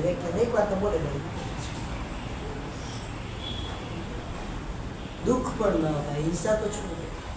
મારા થકી કોઈ જીવને આર્તધ્યાન થાય ને તો એની હિંસાનો દોષ બનેલા. આર્તધ્યાન એને થઈ જાય તોય ન ચાલે. એની હિંસાનું કે એને મારો, તમે પીટો, ગમે શબ્દો અપશબ્દો બોલો, કેટલો મોટો દોષ બતાવ્યો છે એના. વિશેષ રીતે હિંસા ધર્મનું પાલન આ પર્વના દિવસોમાં કરવાનું હોય છે. 8 દિવસ કમસે કમ. સમજી ગયા કે ન સમજ્યા? હા, ગાડી ઘોડા વેપારનો કે કોઈનું ઘર અહીંયાથી 2 કિલોમીટરથી વધારે દૂર નથી છે. ખરું? જેટલા ચાલીને આવશું વિર્યાચારનું પાલન થશે, શરીરમાંથી રોગ દૂર થશે. અંતરાય વિર્યાચાર ને વિર્યાંતરાય કર્મ છે. કયું છે? અંતરાય કર્મો દૂર થશે. પગે ચાલીને જ આવવાનું. 8 દિવસ તો કમસે કમ એ પ્રતિક્રિયા છે કે અપકાય વરસાદ છે એટલે પાકો રોડ ભીનો જાય, એ અપકાય જેવો પ્રતિક્રિયા, અને પાણી છે તે લીલો હોય છે. મિત્ર જન્મ તંત્ર વલમ સૂક્ષ્મ નિગોળના જીવોને પણ આપણે અભયદાન આપવાનું છે. જેના પૂર્વથી ચાલીને આવીએ એ પ્રમાણે બધી આરાધના કરીએ. આ રીતે એક સંકલ્પ કરી શકીએ કે કોઈ પણ પ્રકારના વ્યવહારનો અને મહાન વ્યવહારનો આ 8 દિવસ દરમિયાન મારો ઉપયોગ કરવો. કંઈક સંકલ્પ કરશું. એક એક કર્તવ્ય માટે એક એક નિયમ જરૂર કરીએ. વધારે ના કરીએ તો ચાલે. એક એક નિયમ કરો. એરિયાવી સૂત્ર તો કદાચ તમે બોલતા હશો, રોજ કરો છો. એના અંદર કેટલા પ્રકારે જીવોને ક્ષમા આપવામાં આવી છે, ક્ષમા માંગવામાં આવી છે. 18,24,120 પ્રકાર. કેટલા? કેટલા પ્રકારથી જીવોની ક્ષમા માંગવામાં આવી છે. એટલે તમે માર્યા છે, હત્યા, વત્યા, લેસ્યા, પિલામિયા, ઉમેરિયા, જે પણ બધું હોય કેટલા થાય છે એના ટોટલ આંકડા, એના ભાગા કેટલા થાય છે? 18,24,120 ભાગા થાય છે. કેટલા થાય છે? આટલા પ્રકારે જીવોની પાસે તમે ક્ષમા માંગો છો અને પાછી એ જીવની હિંસા કરો છો. તો ક્ષમા માંગવાનો અર્થ શું છે? શક્યાથી શક્ય 8 દિવસ તો ભવિષ્યમાં જ હોય. બધા જ પ્રકારના પાપ વ્યાપારો ત્યાં જ હોય. એ ન બની શકે તો 8 દિવસમાં કમસે કમ રોજના 5 સામાયિક તો પુસ્તક કરી શકાય. કામ શું છે? કામ હોય તો પણ શા કામનું? અત્યારે મારે આરાધના મારા દિવસો છે, મારા પર્વના દિવસો છે. એ પર્વના દિવસોમાં જો આરાધના ન કરી શકું તો બીજા કયા દિવસોમાં કરશું? પછી તો કોઈ શક્યતા છે જ નહીં. તો વિશેષ એમાં જોડાવાનું છે. બીજા નંબરનું કર્તવ્ય સાધારણ બાકી 2 દિવસમાં આવશે. પરીક્ષણના કર્તવ્યો પણ સાધારણ ભક્તિ આવે અને 11 કર્તવ્ય જે વાર્ષિક છે એમાં પણ સાધારણ ભક્તિ. સામિયાના વત્સલમ શું કહેવાય એને? એકત્વ સંબંધમાં એકત્વ સામિયાના વત્સલમ એમ કહેવામાં આવે છે. એક બાજુ બધા જ પ્રકારના તમારા ધર્મો આવી ગયા, જે જે તમે ધર્મનું આચરણ કરો છો. એક બાજુ ખાલી સાધર્મિકનો વાત્સલ્ય, સાધર્મિકનો ઉદ્ધાર. સાધર્મિક તમારો જોડિયો ભાઈ કહેવાય. શું કહેવાય? Twins brothers. શું કહેવાય? જો તમે એની સાર સંભાળ ન કરી શકો, જેટલા પણ તમારા ધર્મો તમારા જીવન દરમિયાન તમે કર્યા હોય એ બધા જ મારા હિસાબે કેવા કહેવાય? એકલા એકલા બીડા જેવા કહેવાય. અલ્પ ફળવાળા. સાધર્મિકનું સગપણ છે સિદ્ધ શિલા સુધી હોય. ક્યાં સુધી હોય? બાકી બધા સગપણ એક જ ભાવના હોય. કેટલા સાહેબ અમે સાધુ ભક્તિ કરીએ છીએ ને, મારા દીકરાને પ્લેટ આપો, મારી દીકરીને નેકલેસ આપો. સાહેબ સાધુ ભક્તિ અમે કરીએ છીએ, નથી કરતા એવું નથી કઈ. સાધુ ભક્તિ ને એ આસક્તિ ભક્તિ છે. કઈ છે? મારી નિયરેસ્ટમાં કોઈ પણ સાધન કે કોઈ પણ ચીજની આવશ્યકતા હોય, મારી શક્તિ અનુસાર મારે એમાં યોગદાન કરવું છે. શાંતનુ શેઠની વાત આવી છે. જિંદા અને શાંતનુ. હવે એ બન્યું એવું શાંતનુ શેઠ કે જિંદા શેઠ એમને કોઈ કારણસર સંપત્તિ બધી ખલાસ થઈ ગઈ, ગરીબો આવી, હવે કશું ઘરમાં ખાવાના વાંધા છે. એ વખતે એ શ્રાવક પોતાની ધર્મપત્નીને પૂછે શું કરવું? કે જિંદા શ્રાવક જે છે ઔષધિ જ્યારે કરતા હોય છે તો સામાયિક વગેરે કરતા હોય છે તો એમના ગળાની અંદર 9 લાખનો હાર છે. 9 લાખનો હાર શું કહેવાય? એ બધા આભૂષણો ઉતારી અને પછી સામાયિક વગેરે કરે છે કે સામાયિકની અંદર આભૂષણો ચાલતા નથી. સમણો એવ સાવકો. જો સામાયિકમાં આભૂષણ ચાલે તો અમારે ચાલે. ચાલે કે ન ચાલે? સમણો એવ સાવો ને ચાલતા નથી. એટલે સામાયિકની જ્યારે કરવા બેસે ત્યારે બધા એમના આભૂષણો ઉતારીને બેસે છે. તમે એમાંથી 9 લોકો હાર લઈને આવી મને આપી દો, બાકી જે કરો હું કરી. મજબૂરી ગયા, લઈને નીકળ્યા. જિંદા સાહેબને ખબર પડી ગયા લઈને નીકળ્યા છે, કશું જ બોલતા. ચૂપ મોડ. શું શ્રાવક કોને કહેવાય? મૌન છે. મનમાં વિચાર ના થાય મારો જ દોષ શું છે? ગુરુ ભગવાન પાસે પહોંચ્યા, સમય પૂરું થયા પછી ભગવાન મને પ્રાયશ્ચિત આપો. કે શેનું પ્રાયશ્ચિત લેવું છે? મારી નજીકમાં મારા સાધર્મિકની એવી હાલત છે કે એને ચોરી કરવા સુધી પહોંચવું પડે છે. એનું મેં ધ્યાન નથી રાખ્યું, એની મેં ઉપેક્ષા કરી છે. ભગવાન એનું જે પ્રાયશ્ચિત હતું મને આપો. ગુરુ ભગવાન સામે એમની આંખમાંથી આંસુ આવે. શું શ્રાવક છે? અને આ બાજુ પેલી હાર લઈ પેલી પત્ની પાસે ગયા. હવે આ હાર જિંદા શેઠની પેઢીમાં ગેરવે મૂકી આવો. ક્યાં મૂકવાનો છે? અને એના બદલામાં 50,000 રૂપિયા જે પણ હશે તમે રકમ લઈ આવો. ધર્મપત્ની કેવી હોય? કેવી હોય બોલો તો? પહેલા નજરમાં તમને શું લાગ્યું? પત્નીએ શું કીધું? એને ચોરી કરવા માટે પ્રેરણા થઈ. હવે બીજા નંબરમાં આવે શું છે? એની જ દુકાને તમે એને ગીરવી મૂકી આવો. જે ધન આવે લઈ આવો. પેલા ગીરવી મૂકવા લે છે, પેલા પણ લઈ લીધું, ગીરવીના પૈસા પણ આપી દીધા, વેપાર ચાલ્યો છે. આગળ જતા જતા વેપારમાં આગળ વધી ગયા, કમાઈ લીધું, 50,000 રૂપિયા ભેગા થઈ ગયા, લઈને જાય છે. શેઠ તમારી પાસેથી લીધેલા 50,000 રૂપિયા આ મારા જમા કરો.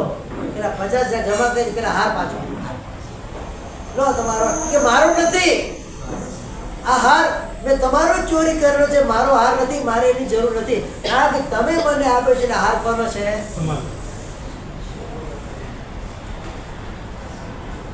આ શું શ્રાવક ક્યારેય પોતાના પાપનું પ્રાયશ્ચિત નહીં. આ હાર તમારો છે, તમારે જ લેવો પડશે. પેલા લેવા તેમ કે પેલા હવે શું કરવું એનું? તો સત્કાર્યમાં વાપરીએ. એમાં સત્કાર્યમાં વાપરીએ અને બંને કોણે નક્કી કર્યું આહારમાંથી જેટલી પણ રકમ આવે, 9 લાખ રૂપિયા આવવાના છે, એ રકમમાંથી જિંદાલનું નિર્માણ કરાવવું. જીન શાસનના ઇતિહાસ આવા પણ હતા. કેવા હતા કે કોઈ કોઈનું લેવા તૈયાર નથી. શું છે? પોતાની માલિકી છે. કોનો છે? પણ અત્યારે કોના હાથમાં છે? તો માલિક કોણ થયો? એની જગ્યાએ આપણે હોય તો શું કરીએ? શું કરીએ? જેમ ભેગો કરીએ. શું કરીએ? એને ખબર પડે તો લેવાય નથી. તાળુકીય સામંતમાં રે કોનું લઈને જાય છે? મારા બે નંબર કોઈ પર્સ લઈને આવેલા હોય, સામંતમાં બેઠા હોય અને બાજુમાંથી કોઈ સર્કિટ લઈ જાય તો ખબર પડી, લઈ જાય તો શું કરે? વ્યાખ્યાનની પથારી ફેરવી નાખે. ત્યાં ચૂપ રહે છે, મૌન રહે છે, પોતાની ભૂલનો પશ્ચાતાપ કરે છે. સાધર્મિક ભક્તિ આ રીતે કરાય. એક હાથથી આપ્યું હોય તો બીજા હાથને ખબર પડે નહીં. એટલે ઘણી જરૂર છે, તાકી જરૂર છે. ઘણા એવા સાધર્મિકો આ મુંબઈની અંદર પણ છે. તમને કહી દઉં, કદાચ અતિશયોક્તિ લાગી શકે એવું છે. એટલી હદે એ લોકો અત્યારે પીડાઈ રહ્યા છે. સ્વાભિમાન છે. શું છે? સ્વાભિમાન છે. હમણાં એક કિસ્સો રિસન્ટલી બનેલો તમને કહું. એક બેનનો ફોન આવેલો, સાહેબ થોડી ઘણી મદદ થાય તો કરવાની જરૂર છે. એ પોતે છે, બેન છે, દીકરો છે, સમથિંગ છે, ઘરમાં કંઈ આવક એવી નથી. દીકરો હજુ નવો જોઈન થયેલો છે કંપનીની અંદર, 7,000 રૂપિયા કમાય. એમાં કંઈ ઘર ચાલે, મમ્મીમાં ચાલવાના છે? નથી ચાલવાના. સાહેબ કોઈ પણ થોડો સપોર્ટ થાય તો તમે આપણા રાજુભાઈ કેન્દ્ર નગરપતિ રાજુભાઈ મેં વાત કરી હતી. રાજુભાઈ કહી છોકરાને મોકલજો. જો જોઈતું નથી એ વસ્તુ તમને કહું છું, પણ અત્યારે નથી એટલા માટે આવશ્યકતા છે. ત્યારે 7 રાજભાઈ આપણે છોકરાને ક્યાંક લાઈનમાં આપણે વ્યવસ્થિત સેટ કરી દઈએ તો એનું કાર્ય ચાલે જાય. પછી 15 5 કે 7 દિવસ પાછો ફરે, સાહેબ એને કોમ્પ્યુટર કે બેઝિક કોર્સ કર્યો છે, અત્યારે એનો પગાર 20,000 થઈ ગયો છે, અમારે જરૂર શું કહે છે? અત્યારે અમારે હવે જરૂર. એટલે સાધર્મિક એટલે સાવ કંગાલ, પાયમાલ, બેહાલ હોય એવું સમજવાની જરૂર નથી. એની અંદર પણ સ્વાભિમાનતા છે. એ લેવા તૈયાર નથી, મજબૂરી લેવડાવે છે. અને વર્તમાનમાં હું તમને કહું, નાલા સોપારા, વસઈ, વિરારના અમુક એવા અંતરિયાળ પ્રદેશોની અંદર ઘરો છે જ્યાં એ બેનો ઘરમાં પોતાનું ચાલતું નથી, દેહ વ્યાપાર ઉપર સુધી લાગી ગઈ છે અને ઘરના બધાને ખબર છે. પેટનો ખાડો ભરવા જોઈએ તો કરી શું કરે? આપણે માનીએ કે આ બધા ભૂગટનું ખાઈ જાય છે, એમને આદતો પડી ગઈ છે. બધા એવા નથી હોતા. કોઈને કહી શકતા નથી. કઈ હાથ લંબાવીને થાકી ગયા હોય ને તો છેલ્લે એ પ્રસંગ આવે કે એમને પોતાનું શરીર વેચવું પડે છે. એમાં દોષ કોનો છે? સાહેબ એનું પુણ્ય એટલું છે. અરે પુણ્ય એનું ગમે એટલું, તમારું પુણ્ય તો છે કે નહીં? ત્યાં દ્રષ્ટાંતો આપે પાછા અમને. સાહેબ ભગવાન જ્યારે વરસાદ દેતા હોય ને તો જેના પુણ્યમાં હોય ને એટલું એને મળે. અરે ભાઈ મને ખબર છે જેના પુણ્યમાં, તું મને શું સમજાવે છે? તારા પુણ્યમાં છે, તને પ્રેરણા કરવા આવી છે, તારી યોગ્યતા તું દાન કરીને કેમ નથી કરતો? સાધર્મિકના ઉદ્ધાર સિવાય જો 10% ઘઉંના કાકરા પણ હોય, ખાવાનું નથી, હું નથી કીધું ના જ, પણ 90% કાકરા છે એવું માનવાની ક્યારેય ભૂલ કરવાની જરૂર નથી. એવા કેટલાય સાધર્મિકો જે અત્યારે છે, ઘણા ગામોમાં અમે જઈએ, અમારે તો બધી જગ્યાએ ફરવાનું થાય. નાના ગામમાં જઈએ, 1 કે 2 ઘર હોય ગામડામાં, તો સાદી બાજુ બધાને ખબર હોય જ છે. 1 કે 2 ઘર ગામડામાં, ઘર કેવી રીતે ચાલે એ પણ એ પોતાની રીતે ચલાવતા હશે. પણ સાધુ ભગવાન સાદી ભગવાન રહ્યા હોય ને તો પ્રેમથી ગોચતી વરાવે છે, કદાચ ઘરમાં નહીં વાપરતા. જૂનો કિસ્સો એ બુકમાં મેં વાંચેલો. પૂજ્યપાદ પન્યાસ ભગવાન સુરેશ ગુરુજી મહારાજના બેન મહારાજ, નામ શું તેમનું? મહિના સિદ્ધેશ્વર, નામ ભૂલી ગયો. કોઈ ગામની અંદર વિચાર કરે, સાત સાધુજી ભગવંતો ગામમાં પહોંચ્યા, કોઈ કામ છે ત્યાં રોકાવાનું હતું. ત્યાં આપણી સાધુની બેન હશે, મહાત્માના પાત્રમાં રોજ દૂધ ભરાય. બે નાના બાળકો, 7 વર્ષનો ને 8 વર્ષની બાળકી, 4-5 દિવસ થયા મારા સાહેબ પાસે આવ્યા. મારા સાહેબ તમારો વિહાર ક્યારે છે? નાનું બાળક પૂછે, એને તો ભોળા ભાઈ પૂછે છે. એટલે સાધુજી પાસે પૂછે, કેમ બેટા શું થયું? મારા સાહેબ તમે વિહાર જશો ને તો મમ્મી એમને દૂધ આપશે. કેમ હમણાં નથી આપતી? હા દૂધ આવે છે પણ બધું મારા સામે ઓળાવે છે. નાનું બાળક ભોળા ભાવે બોલી. કેવી પરિસ્થિતિ એ ઘરની વિચાર કરતો ક્યારે જેવું ધ્યાન દોર્યા છે. અહીં આવે ને ભલે ગમે તેવો લેબ આપો, થોડું આપો,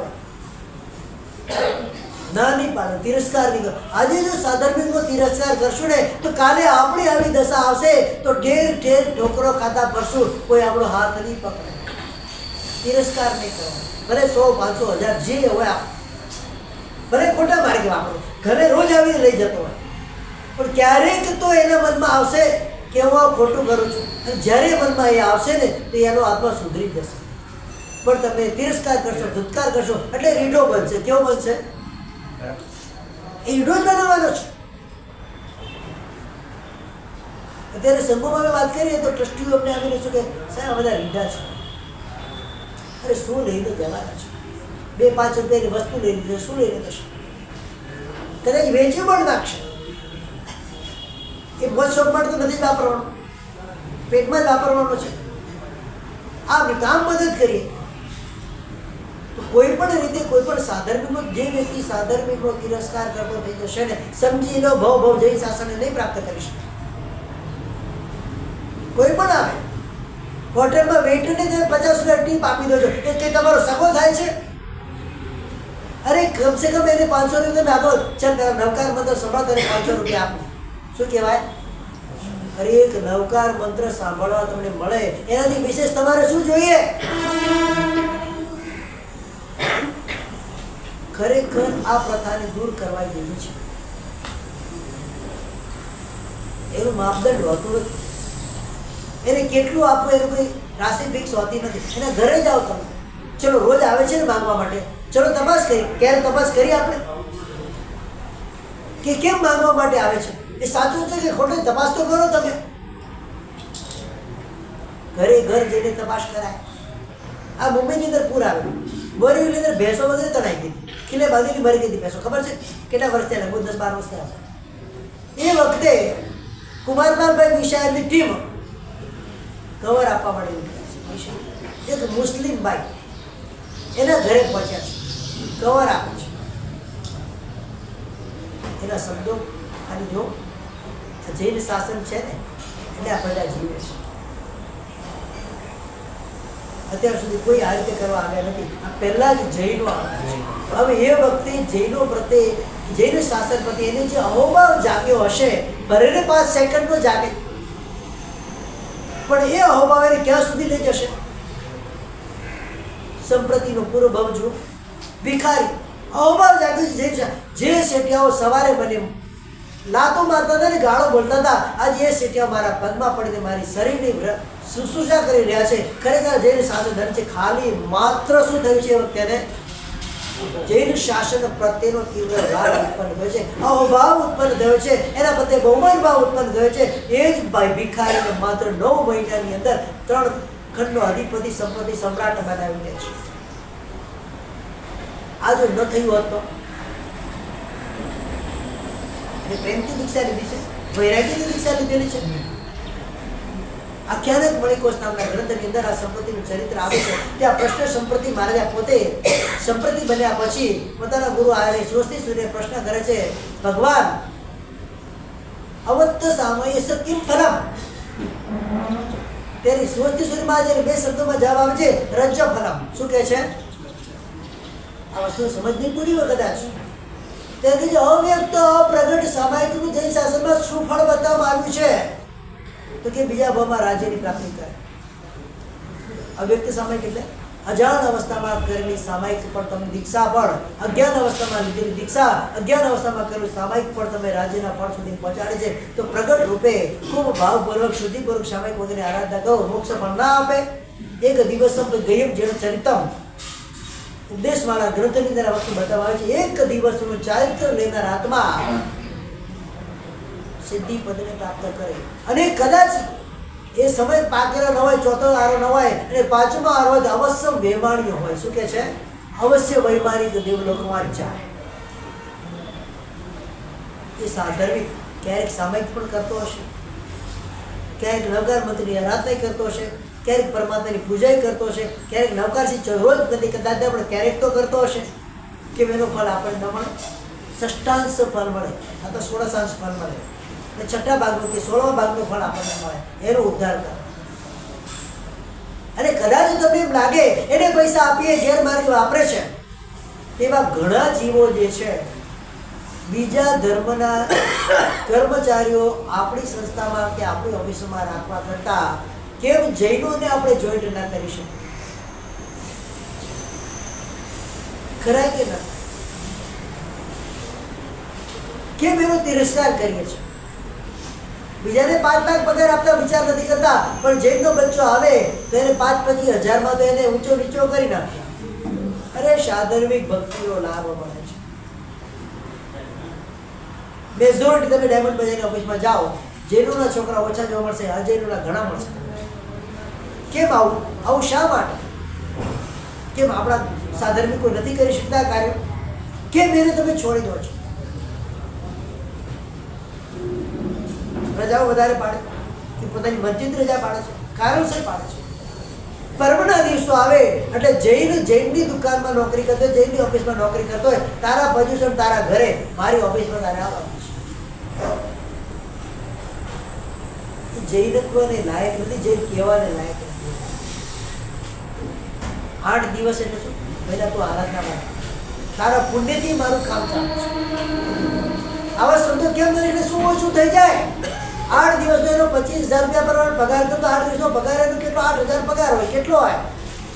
એ તમને શું ઓછો મળી જાય છે?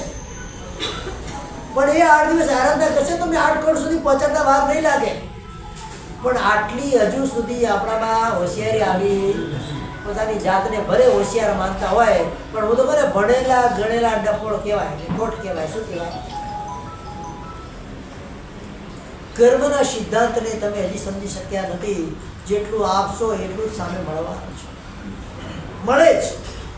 એક સાધર્મિકની ભક્તિ કરશો, આવતા અનેક જન્મ સુધી તમારે સાધર્મિક એટલે તમે શું સમજો છો?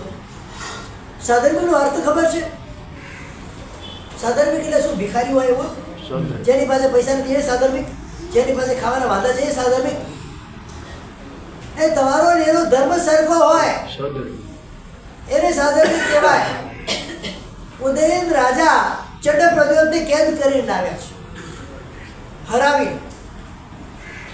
રસ્તામાં આવતા ચોમાસું બેસી ગયું એટલે હવે આગળ પ્રયાણ કરી શકે નહીં સેના પોતાનું રાજ્ય જવા માટે. એવામાં પર્યુષણના પર્વ આવ્યા. એમાં એક નિયમ હતો, રાજાને કેદ કર્યો, પણ જે પેલો રાજા જે ભોજનને ગ્રહણ કરતો હોય એ જ જે કેદી રાજાને પણ દુશ્મન રાજાને એ જ આપવામાં આવે.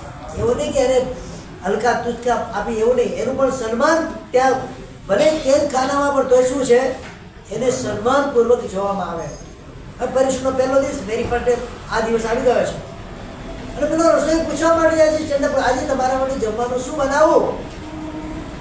તો જે તારા માટે રાજા રોજ બનાવે છે, રોજ મને આવે છે, આજે મારા રાજાનો ઉપવાસ છે, રસોઈ બનાવવાની નથી, હવે તમારા માટે બનાવવાનું છે. મારા રાજાનો હુકમ છે, જેને પૂછી આવો તો પૂછવા માટે આવ્યો છું. તમારા રાજાને આજે ઉપવાસ છે, તો મારે પણ આજે કેમ? આજે શેનો ઉપવાસ છે? આજે પરીક્ષણનો પહેલો દિવસ છે એટલે અમારા રાજા શું કરે છે? ઉપવાસ કરે છે. ચંદ્રપ્રદ્યોત કહે છે આજે મારે પણ ઉપવાસ. શું કહે છે? રસોઈયો જેની ઉદય રાજાને કહે છે કે ચંદ્રપ્રદ્યોત આજે ઉપવાસ છે. હે, શું વાત છે? તો મારો સાધર્મિકને જેલમાં રખાય નહીં, સાધર્મિકનું કોઈ લેવાય નહીં. જેલમાંથી મુક્ત કરે છે. એના માથા પર લખાયેલું હતું મોહમ્મદ આસિફ હતી, એની દાસીને ઉપાડી ગયો હતો ચંદ્રપ્રદ્યોત. એટલે હવે એને મુગટ પહેરાવવાનો છે તો મુગટ પટ્ટીવાળો મુગટ આવી ગયો અને દેખાય નહીં ને એનું રાજ્ય એને બધાને સામે ભેટ કર્યું છે. રાય ઉદય ખામણા પર્વ ભૂષણ. આ છે સાધર્મિકની ભક્તિ. સાધર્મિક એટલે જેવી તે વ્યક્તિ હોતી નથી. સંકલ્પ મનમાં કરજો, સાહેબ ભગવાને મને ઘણું બધું આપ્યું છે, કમસે કમ મારા જીવન દરમિયાન અત્યાર સુધી ભલે ના કહેવાય આજ પછી કમસે કમ 5 સાધર્મિકનો ઉદ્ધાર તો મારા થશે. 5 સાધર્મિકના કુટુંબનું ભરણ પોષણ હું કરીશ, એને ધંધે ચોંટાડીશ, એને ધંધે લગાડીશ, એને વેપાર કરાવીશ, જે પણ હશે.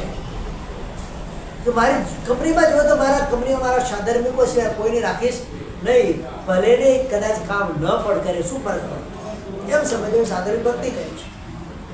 હીરા બજારમાં માલ ધીર્યા હોય ને ઉઠમણું થઈ જાય એટલે શું કરો પછી? સાધન ભક્તિ મોટી થાય કે ન થાય? હા, કેટલી મોટી હર્ષદભાઈ સાધન ભક્તિ થાય કે ન થાય?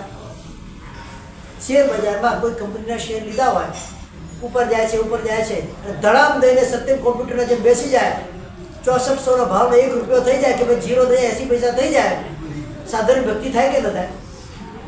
હા, એ કરો છો કે નથી કરતા? તો સામેથી ચાલીને કેમ ન કરી શકાય? ભલે કશું જ કામ ન કરતા, ભાઈ તારે મારી ઓફિસમાં આવવાનું, બેસવાનું ને જવાનું, પગાર લઈ જવાનું. એટલે એને પણ અહેસાસ થાય મને કંઈક કામ આપ્યું છે, ભલે બહારનું કંઈ કામ કરાવું, કંઈ બી કામ કરાવી શકાય એની પાસે. થોડું ઘણું કામ કરે અને એની મહેનતાણ તમે કે મેં ઉધાર ન થાય.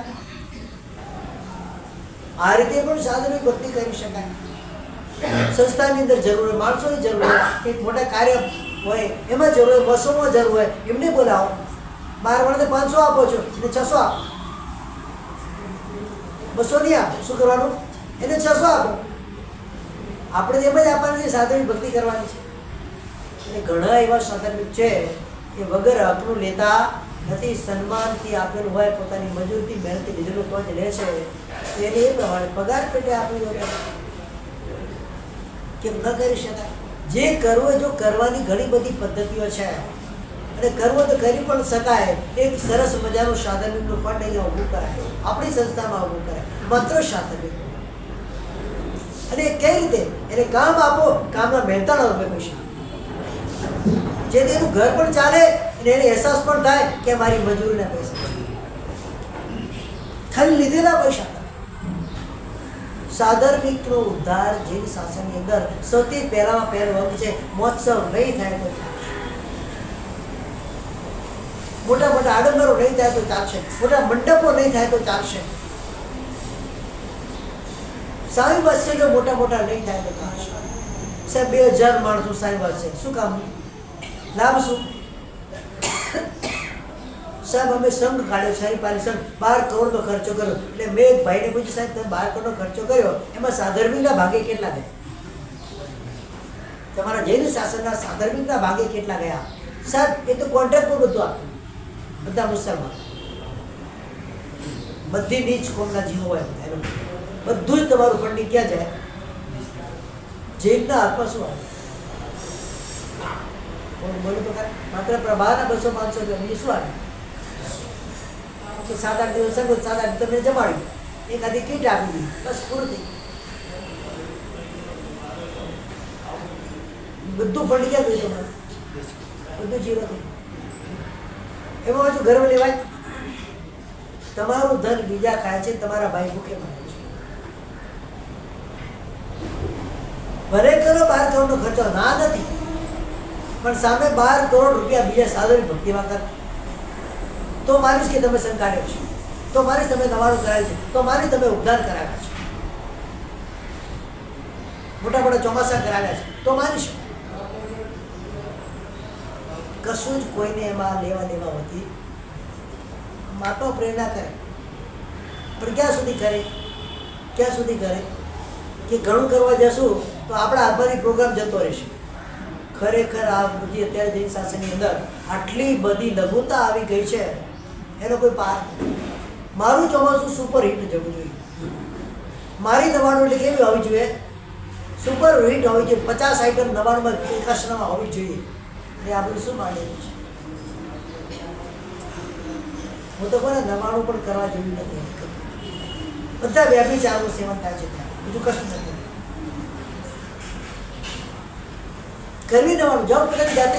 રૂમ લો, પોતાનું રસોડું ચાલુ કરો, એક કશું કરવું છે કરો, બે જાત્રા રોજ કરો, એક જાત્રા રોજ કરો, 99 દિવસ ત્યાં રહો, અને જે શુદ્ધ ભાવથી વિશુદ્ધ ભાવથી પરમાત્માની ભક્તિ વગેરે કરો. આ તો દોડ ધામે ધક્કા મૂકી. બીજું શું હોય છે તમારું? શું હોય છે બતાવું છે? કઈ આરાધના હોય? 20 દિવસમાં તમારું યાત્રા પૂરી. એટલે શું કરવા ગયા છો? ભક્તિ કરવા ગયા છો? ટાટિયા તોડવા ગયા છો? શું કરવા ગયા છો? કઈ જયડા પડાય ત્યાં? વિરોધ નથી કરતો, સમજી લો.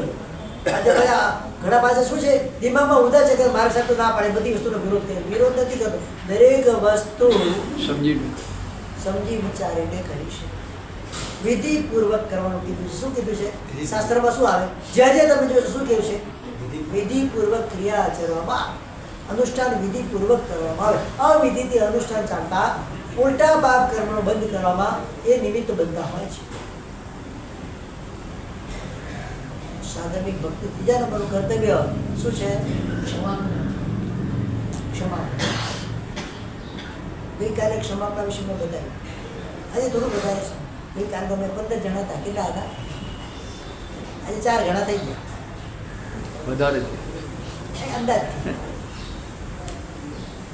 જૈન શાસનનો હાર્દ કહેવાય, ભવિષ્યનો હાર્દ કહેવાય, હાર્ટ ઓફ ધ જૈનિઝમ એમ કહેવાય ક્ષમા. જ્યાં સુધી આંખમાંથી આંસુ નમે ત્યાં સુધી બીજાની પાસે માફી માંગો.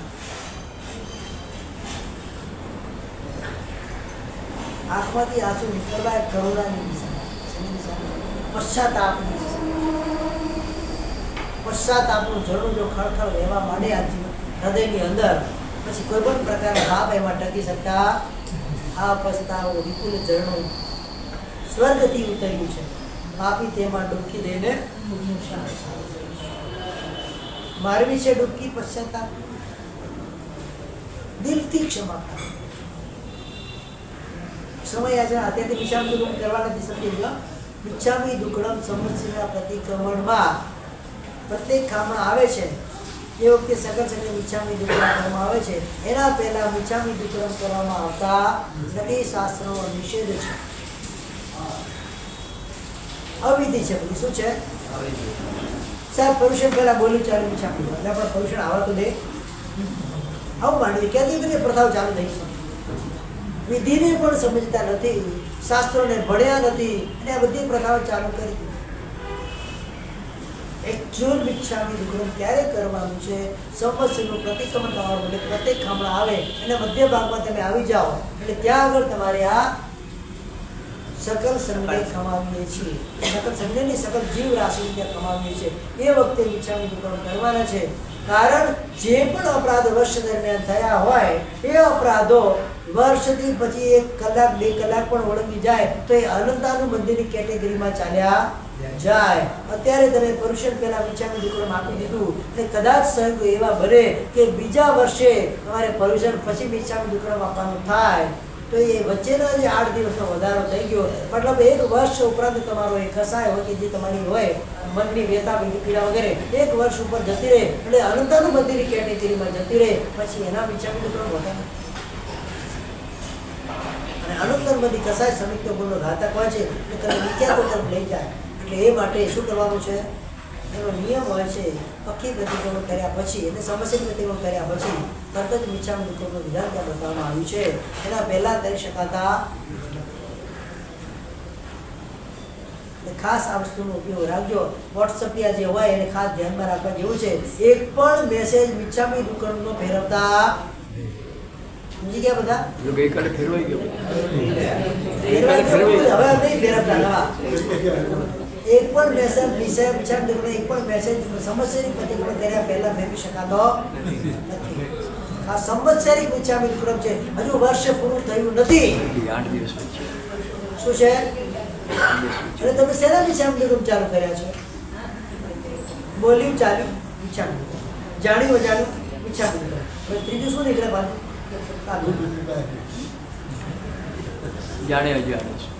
જાણ્યા પછી કરેલા હોય એના પાપોનું મિચ્છામી દુક્કડમ હોય, અજાણ્યા કરેલા પાપોનું મિચ્છામી દુક્કડમ હોય એ તો તમે રોજ કરો જ છો. એક વખત જે પાપનું તમે મિચ્છામી દુક્કડમ કરી દીધું, હવે એ મિચ્છામી દુક્કડમ બીજી વાર ધારો કે મેં વિક્રમભાઈ સાથે આજે મિચ્છામી દુક્કડમ મન વચન અને કાયાથી સમસ્ત મારા અપરાધોનું મિચ્છામી દુક્કડમ મેં માંગી લીધું, મતલબ આઈ એમ વેરી ક્લિયર, બરાબર છે. હવે આ બધું થઈ ગયું છે, જાણીને કરેલા બધા પાપોનું મિચ્છામી દુક્કડમ મેં કરી લીધું. હવે બીજા આખા વર્ષે મારે કોઈ એની સાથે અપરાધ થતા નથી, તો મિચ્છામી દુક્કડમ શા માટે માંગવું? શા માટે માંગવું? મિચ્છામી દુક્કડમ તો કરી દીધું છે. અજાણતા કંઈ પછી આખા વર્ષમાં અજાણતા કંઈ થાય તો અજાણતા થયેલા પાપો માંગો, જાણતા થયેલા પાપોને કેમ માંગો છો? તો દોષ લાગે કે ન લાગે? બધી વસ્તુ સમજવાની છે. મિચ્છામી દુક્કડમનો અર્થ પણ નથી સમજતા આપણે કે મિચ્છામી દુક્કડમ કોને કહેવાય, ક્ષમાપના કોને કહેવાય, ક્ષમા એ વસ્તુ શું છે? ક્ષમા પચાવી અઘરી છે. હું તો મિચ્છામી દુક્કડમ ના કહ્યું, તો મેં તો એને માફ કરી દીધું. હવે એને એ શું કરે છે એ વિચારવાનું નથી હોતું. પાર્શ્વનાથ ભગવાને જે વિચાર્યું હોત કે કમઠનો જીવ શું કરી રહ્યો છે તે પાર્શ્વનાથ બની જ ન શક્યા હોત, પોતે ક્ષમા કરી. સામેવાળો કરે કે ના કરે મારે એનાથી કોઈ લેવા દેવા. સર પહેલા તો એની ભૂલ છે, એને માફી માંગી. હું જેઠાણી જો દેરાણી છે, દેરાણીથી માફી માંગી, મારે શેની માંગવાની વાત? પહેલા તો હું ઘરમાં આવી છું, એના કરતા દિવાળી મેં આ ઘરમાં વધારે જોઈ છે, એટલે માફી કોણ માંગે? ઓછી દિવાળી ગઈ રહ્યો એને એમ અને હેમેન્દ્રભાઈ પહેલી વાર આવીને પણ સીધો 6 મારીશ, બરાબર છે. ઓછી દિવાળી જોઈ એવું નથી હોતું. જેને ભૂલ કરી જેના હૃદયની અંદર કરુણા હોય, પોતાના અપરાધ બદલ એને પશ્ચાતાપ હોય, એ વ્યક્તિ સૌથી પહેલા મિચ્છામી દુક્કડમ માંગે. જેને પોતાના આત્માની ચિંતા, જેને પોતાના આત્માને વેર ભાવથી દૂર રાખવા હોય, એ સૌથી પહેલા મિચ્છામી દુક્કડમ. એમાં નાના મોટા કશું હોતું જ નથી. અપરાધ નાનો પણ કરી શકે, અપરાધ મોટાથી પણ. પણ જે પહેલા માંગે એ મોટો. હા, પહેલા જે મિચ્છામી દુક્કડમ માંગે એને શું કહેવાય? મોટો કહેવાય. આ શાસ્ત્રની પરિભાષામાં મિચ્છામી દુક્કડમ આ જ છે. 10 વ્યક્તિઓ સાથે દીક્ષા લે, 10 વ્યક્તિઓ, સૌથી પહેલો અંગ જેને આપવામાં આવે ને એ મોટો. સમજી ગયા કે નહીં સમજે? 2 મિનિટ પહેલા સુરેશભાઈની ઈચ્છા થાય કે મારે દીક્ષા લેવી છે, એમને રજૂણ અપાઈ ગયું. પછી વિક્રમભાઈની ઈચ્છા હતી 10 મિનિટ પછી મારે દીક્ષા લેવી, ભલે ઉંમરમાં મોટા છે, એ શું થઈ જાય? શું થઈ જાય? એ નાના થઈ જાય. નાના છે, ચેલા જ કહેવાય. તો ફિક્સ થઈ ગયો, ગુરુ ચેલા મળી ગયા. તો વિશેષ રીતે ક્ષમા માંગવા માટે કોઈ વય મર્યાદા નડતી નથી. અંતરનો પશ્ચાતાપ હોય, મારો અપરાધ છે, મારી ભૂલ છે, મારે હવે આ સિરીઝને આગળ ચલાવવી નથી, મારે અહીંયા જ એનું ફૂલ સ્ટોપ કરવું છે. એટલે શું કરવાનું છે? મારે ક્ષમા માંગવી જરૂર છે. હું શુદ્ધ થઈ જાઉં. હવે સામેવાળાને જે કરવું એ કરે, એને જે વિચારવું હોય વિચારે. એમાં મારે કોઈ મતલબ હોતો ભવિષ્યના મહાપર્વ ભલે 8 પ્રતિક્રમણ તમે કરો, કોઈ 16 કે 17 પ્રતિક્રમણ કરે, 8 દિવસ પરમાત્માની સ્પર્શના, 365 દિવસ ન કરતા હોય પણ 8 દિવસ એવા પણ ભાગ્યશાળીઓ આવે. 8 દિવસ ઘણી જગ્યાએ ઘણા એવા કટાશના અને ચરોડા હશે જે બિચારા 365 દિવસ એના માળીમાં પડ્યા રડતા હોય, આંસુ સારતા હોય, સમસ્યાના દિવસે એ બહાર નીકળે. એટલે એમને પણ આઝાદીની ફિલિંગ્સ આવે. શું આવે? ખાસ આજે તો અમે બહાર નીકળ્યા. એવા પણ ભાગ્યશાળી હોય, એવા ભાગ્યશાળીઓ પણ આ ધર્મ જે ક્ષમા ધર્મ છે, સાધુતાના 10 સિદ્ધિથી ધર્મ કરતા સૌથી પહેલો ક્ષમા ધર્મ છે. કહે છે દરેક જગ્યાએ તમે જશો સૌથી પહેલું પ્રાધાન્ય શેનું આપવાનું છે? આપવાનું છે ક્ષમા ધર્મ. ફરી શું કહેવાય છે? ભૂલને ભૂલતા શીખવું એનું નામ છે ક્ષમાપના. એક વાક્યમાં ક્ષમાપનાની વ્યાખ્યા કોની ભૂલને? આપણી કે સામેવાળાની? સામેવાળાની ભૂલને ભૂલતા શીખવું એનું નામ છે ક્ષમાપના. પોતાની ભૂલને ભૂલે એમાં કોઈ નવાઈ નથી. તો ક્યાંક અવસર આજે ભૂલવી પણ પડે, પણ સામેવાળાએ કહેલા અપરાધને ભૂલી જવા, એનું નામ છે ક્ષમા. ભલે ટોપલો ભરી ગાળો બોલે બધું એને મુબારક, મારે શું છે? સાહેબ, બજારની અંદર કરોડોનું ફૂલેકું ફેરવી નાખ્યું હોય વેપારી, અને એમાં પૈસા ફસાઈ ગયા હોય તો ત્યાં કેવી રીતે કરવું? સાધુની ભક્તિ કરી.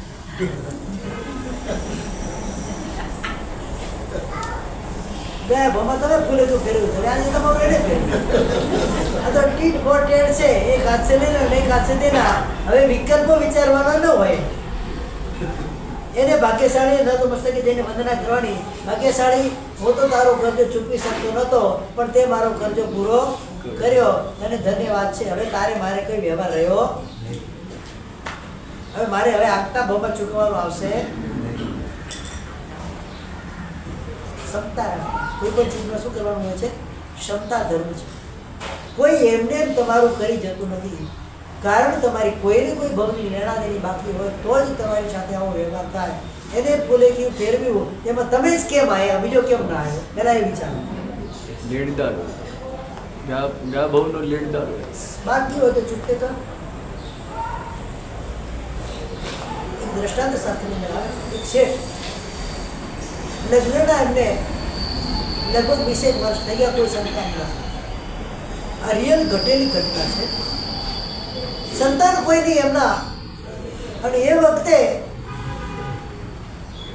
એક પેલા જાત્રા કરવા જાત્રાળો નીકળે ને, એ કોઈ મુસાફર આવ્યો છે, હાથમાં લાકડી હતી, કે આ લાકડી અહીંયા મૂકીને જાઉં છું, જાત્રા કરવા જાઉં છું, રિટર્ન આવતા તમે શેઠ સાહુકાર છો એટલે મને વાંધો નથી, સાબુત પેઢી છે લાકડી જ્યારે આવું વિચાર મીને આ લાકડી મારી લેતો જઈશ.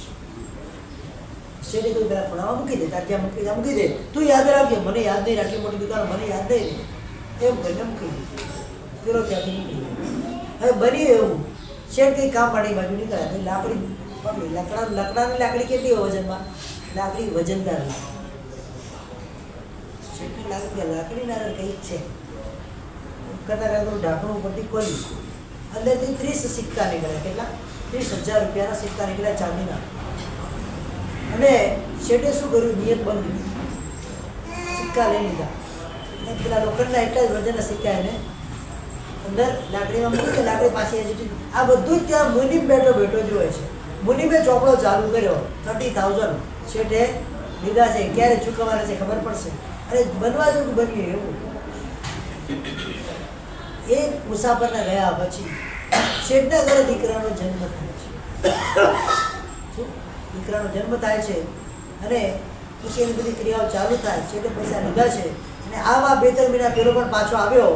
અને આવ્યા પછી જન્મ એ પાછો ત્યાંથી આવે છે અને આવ્યા પછી શેઠની પાસે લાકડી માંગે છે. શેઠથી ત્યાં જ્યાં મૂકી ત્યાંથી લઈ લે.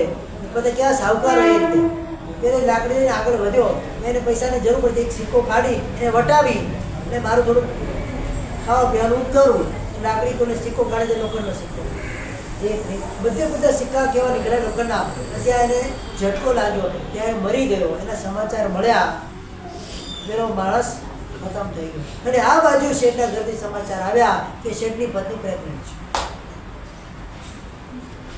પેલો મુનિમજી સમજી ગયો, મેં આ બદલો લેવા આવ્યો. 30,000 પૂરા થશે ત્યાં સુધી આ છોકરું જે આવે છે જીવશે, પછી ખતમ થઈ જશે.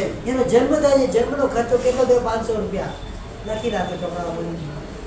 એ બધા એના લગ્નનો સમય આવ્યો, છોકરાના લગ્ન, હોસ્પિટલના ખર્ચા બધું કાઢતા કાઢતા 500 રૂપિયા છેલ્લા બચ્યા. કેટલા? 500 રૂપિયા છોકરા પર ખર્ચ કરવાના, 500 રૂપિયા છેલ્લા બચ્યા. તો મુનિમજી આવી કે શેઠ હવે 500 રૂપિયા એના પર કંઈક રૂપિયો ખર્ચો કરતા નહીં, તો જેવા 500 ખર્ચ છોકરો ખતમ થઈ જશે. શેઠ આવું હોય ન શકે. શેઠ તમને યાદ છે એનો વટે મારવો આવેલો, એમાંથી 30,000 સિક્કા તમે કાઢેલા, આ એનો આપણો હિસાબ. આ છોકરો જે દિવસથી જન્મ્યો છે તે દિવસથી મને આ સુધીનો હિસાબ છે. 29,500 રૂપિયા તમારા ખર્ચાઈ ગયા છે. હવે 1 રૂપિયો તમે ખર્ચતા નહીં, 500 ઊભા રાખજો તો આ છોકરો તમારો ઉભા રહેશે. જે 500 તમે પૂરા કરશો. અને એવામાં છોકરો બીમાર, લગ્ન કર્યા પછી બીજા પ્રક્રિયા રહેશે, એને દવાના પૈસા ખર્ચવાનું આવવાનું. 500 રૂપિયા પૂરા થઈ ગયા અને પેલા ટ્રાન્સફર થઈ ગયા. ખ્યાલ આવ્યો? લેણું હોય તો ચૂકતે કરવું પડે, એના વગર ચાલતું નથી. એ વખતે પણ એને જેને ખમાવી આવો ભાઈ, ઘણા ભણવાનું બાકી હશે, નથી આપી શક્યો, આજે તે લીધું છે, હવે માફ કર, બધું કરજો, ચૂકતો કર. હવે એમાં અફસોસ કરવા જેવો નથી. ક્ષમા નામનો ગુણ જો અંદર આવી જાય, તમે એમ વિચારો કે મારા એક ફુલેકું ફેરવી ગયો, અરે ગજ સુકુમારના માથા પર અંગારા ભરે, તો શું દોષ હતો ગજ સુકુમારનો? બતાવો તો ખરા, કોઈ દોષ હતો એનો? છતાં મનમાં શું વિચારણા કરે છે કે મારા સસરાને ધન્યવાદ છે. એ જ ભગવાન મોક્ષ પામવાના હતા ને સાહેબ, એટલે તમે કયા ભોમાં જશો તમને ખબર છે? આવી લાલસા રાખશો તો આવી તો અટકી જશે કે ભાઈ આટલું તો ચૂકતે થયું, આટલામાંથી તો બહાર થયો, જલ્દી મારું નિસ્સાર થશે. મનની અંદર મારી વિચારધારણા શુભ હોવી જોઈએ અને દરેક જીવ પ્રત્યે ક્ષમાપણા અને કરુણાનો ભાવ હોવો જોઈએ. એ ક્ષમાપણા થકી જ મારો જીવ આગળ વધશે. મિચ્છામિ દુક્કડમ મિથ્યામિ દુષ્કૃતમ ભયા. શું કહેવાય એને? મારા દુષ્કૃતમ મિથ્યા થાવ, મારા અપરાધોમાં નાશ થાવ, અપરાધોનો મારો દૂર થાવ, મારા પાપનો નાશ થાવ, એના માટે આ મિચ્છામિ દુક્કડમ છે. ખાલી બોલાચાલીની ભાષાનું મિચ્છામિ દુક્કડમ, પણ શું મિચ્છામિ દુક્કડમ? આ નૂતન વર્ષ અભિનંદન કહેવાનું છે કે અભિનંદન તને આપું છું? અરે અપરાધને જે મિચ્છામિ દુક્કડમ શબ્દ બોલતી વખતે જો આંખમાંથી આંસુ ના આવે તો મગરના આંસુ પણ પાડજો ખરા. અમને હવે લાગે તો ખરે કે આ દિલથી માંગી રહ્યો છું, કદાચ તમારામાં દિલથી માંગવાની, પણ એ તો તમારા ભાવો જોઈ અને એ તો દિલથી માંગી લેશે, એ જીવ તો બચી જશે. ક્ષમા શસ્ત્રમ કરે યશ્ય. બતાવ્યું કે કાલ મેં બતાવ્યું, જેના હાથમાં ક્ષમા નામનું શસ્ત્ર છે એને દુશ્મન કંઈ કરી શકતા નથી. વિરસ્ય ભૂષણ, ક્ષમા વિરસ્ય ભૂષણ બોલવું સરળ છે ભાઈ. વીર બનીને પછી ક્ષમા કરો ત્યારે કરો. વિવાહ અવસ્થાની અંદર ક્ષમા રાખવી, વૈરાગ્ય રાખવો બહુ દુષ્કર છે. અને એવા પણ ક્ષમા કોની માંગવાની? મિત્રોની, પરિવારની? અરે જેની સાથે આટલા વર્ષોથી વેરભાવ ચાલ્યો આવે છે, હવે ખતમ જ કરી દેવો છે. કારણ બેડમ મેં તમને વાત કરી, એટલા ટાઈમથી વેરભાવ ચાલ્યો આવે, ખતમ જ કરી દેવો છે. એ ખતમ થશે પછી જે ઉત્પન્ન થશે ને એ પ્યોર હશે. છાશને વલોવતા જાઓ, એમાંથી જે નીકળશે ને એ માખણ જ હશે. શું હશે? વલોયા વગર માખણ મળવાનું નથી. આ હૃદયના રૂપી આ છાશને તમે વલોઈ જાઓ. હવે એમાંથી જે નીકળશે આંસુ રૂપે એ કેવું હશે? એ માખણ જ હશે. કોઈ સાથે હવે વેરભાવ રાખો. અને વેરની પરંપરા ભવ સુધી ચાલતી હોય.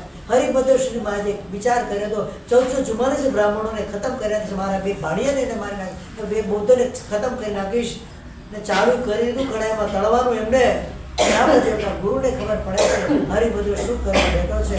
સમ્રાટ કહા સમ્રાદિત્ય કેવરી ચરિત્ર અગ્નિ શર્માને ગુણ છે, નવ ભવનો ચિતાર એમને મોકલે છે. આંખમાંથી આંસુ શું કરવા બેઠો? તું સાધુ છું, જલ્લાદ નથી. હું સાધુ છું, હથિયારો નથી. હવે એનું પ્રાયશ્ચિત શું? ગુરુ ભગવાન પાસે આવ્યું, સાહેબ ભગવાન પ્રાયશ્ચિત આપે. 1444 બ્રાહ્મણને મારવાનો છે, સંકલ્પ કર્યો છે. 1444 ગ્રંથોની રચના કરે, એ તારું પ્રાયશ્ચિત છે.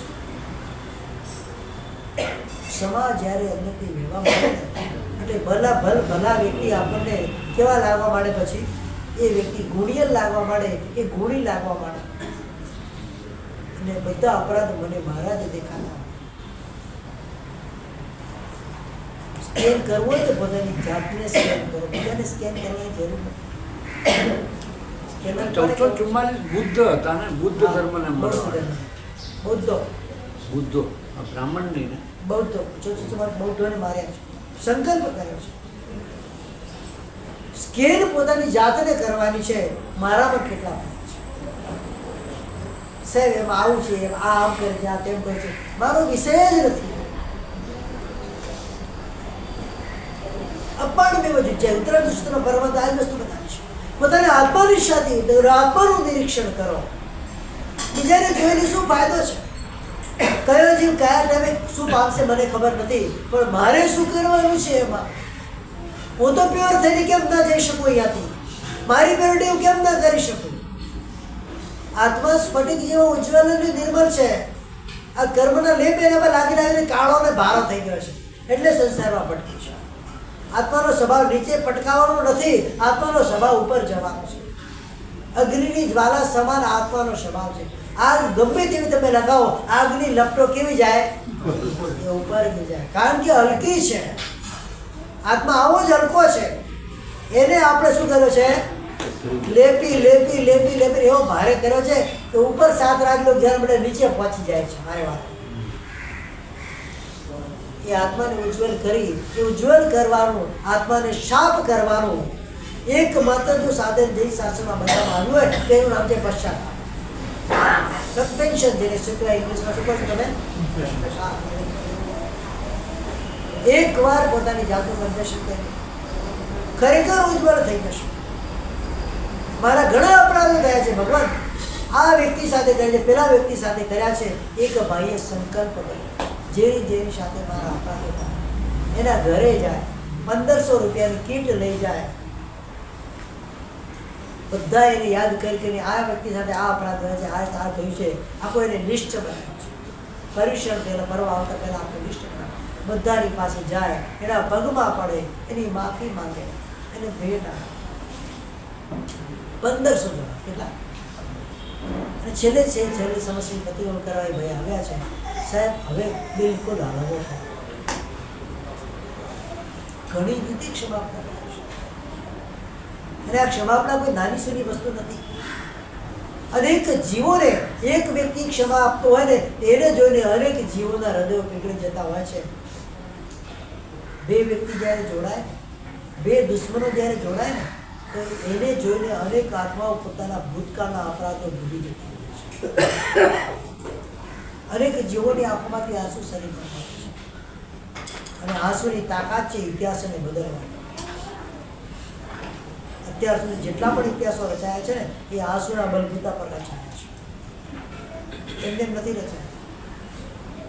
આંસુની તાકાત એટલી છે. એક વખત સાચા હૃદયથી આંખમાંથી આંસુ પાડી દો, ભગવાન આટલા અપરાધ કરે છે, હવે એક પણ રાખો. માત્ર પશ્ચાતાપથી કાર્ય સરે નહીં ને, પ્રાયશ્ચિત લેવું પડે. પશ્ચાતાપ ચાલુ તો કરો, પાછી બંધ ચાલુ તો કરો પેલા અને બિગિનિંગ તો કરો, અને રિઝલ્ટ સુધી મત પહોંચો, બિગિનિંગ તો કરો. કર્મ કરો, અત્યારે ભલે એની સામે જે નથી કરી શકતા, અત્યારે અંતઃકરણ પૂર્વક હવે મારે તારે કોઈ પ્રકારનો વેર ઝેર નથી, અપરાધ નથી, અને હવે કરીશ પણ નહીં આવતા સમયની અંદર.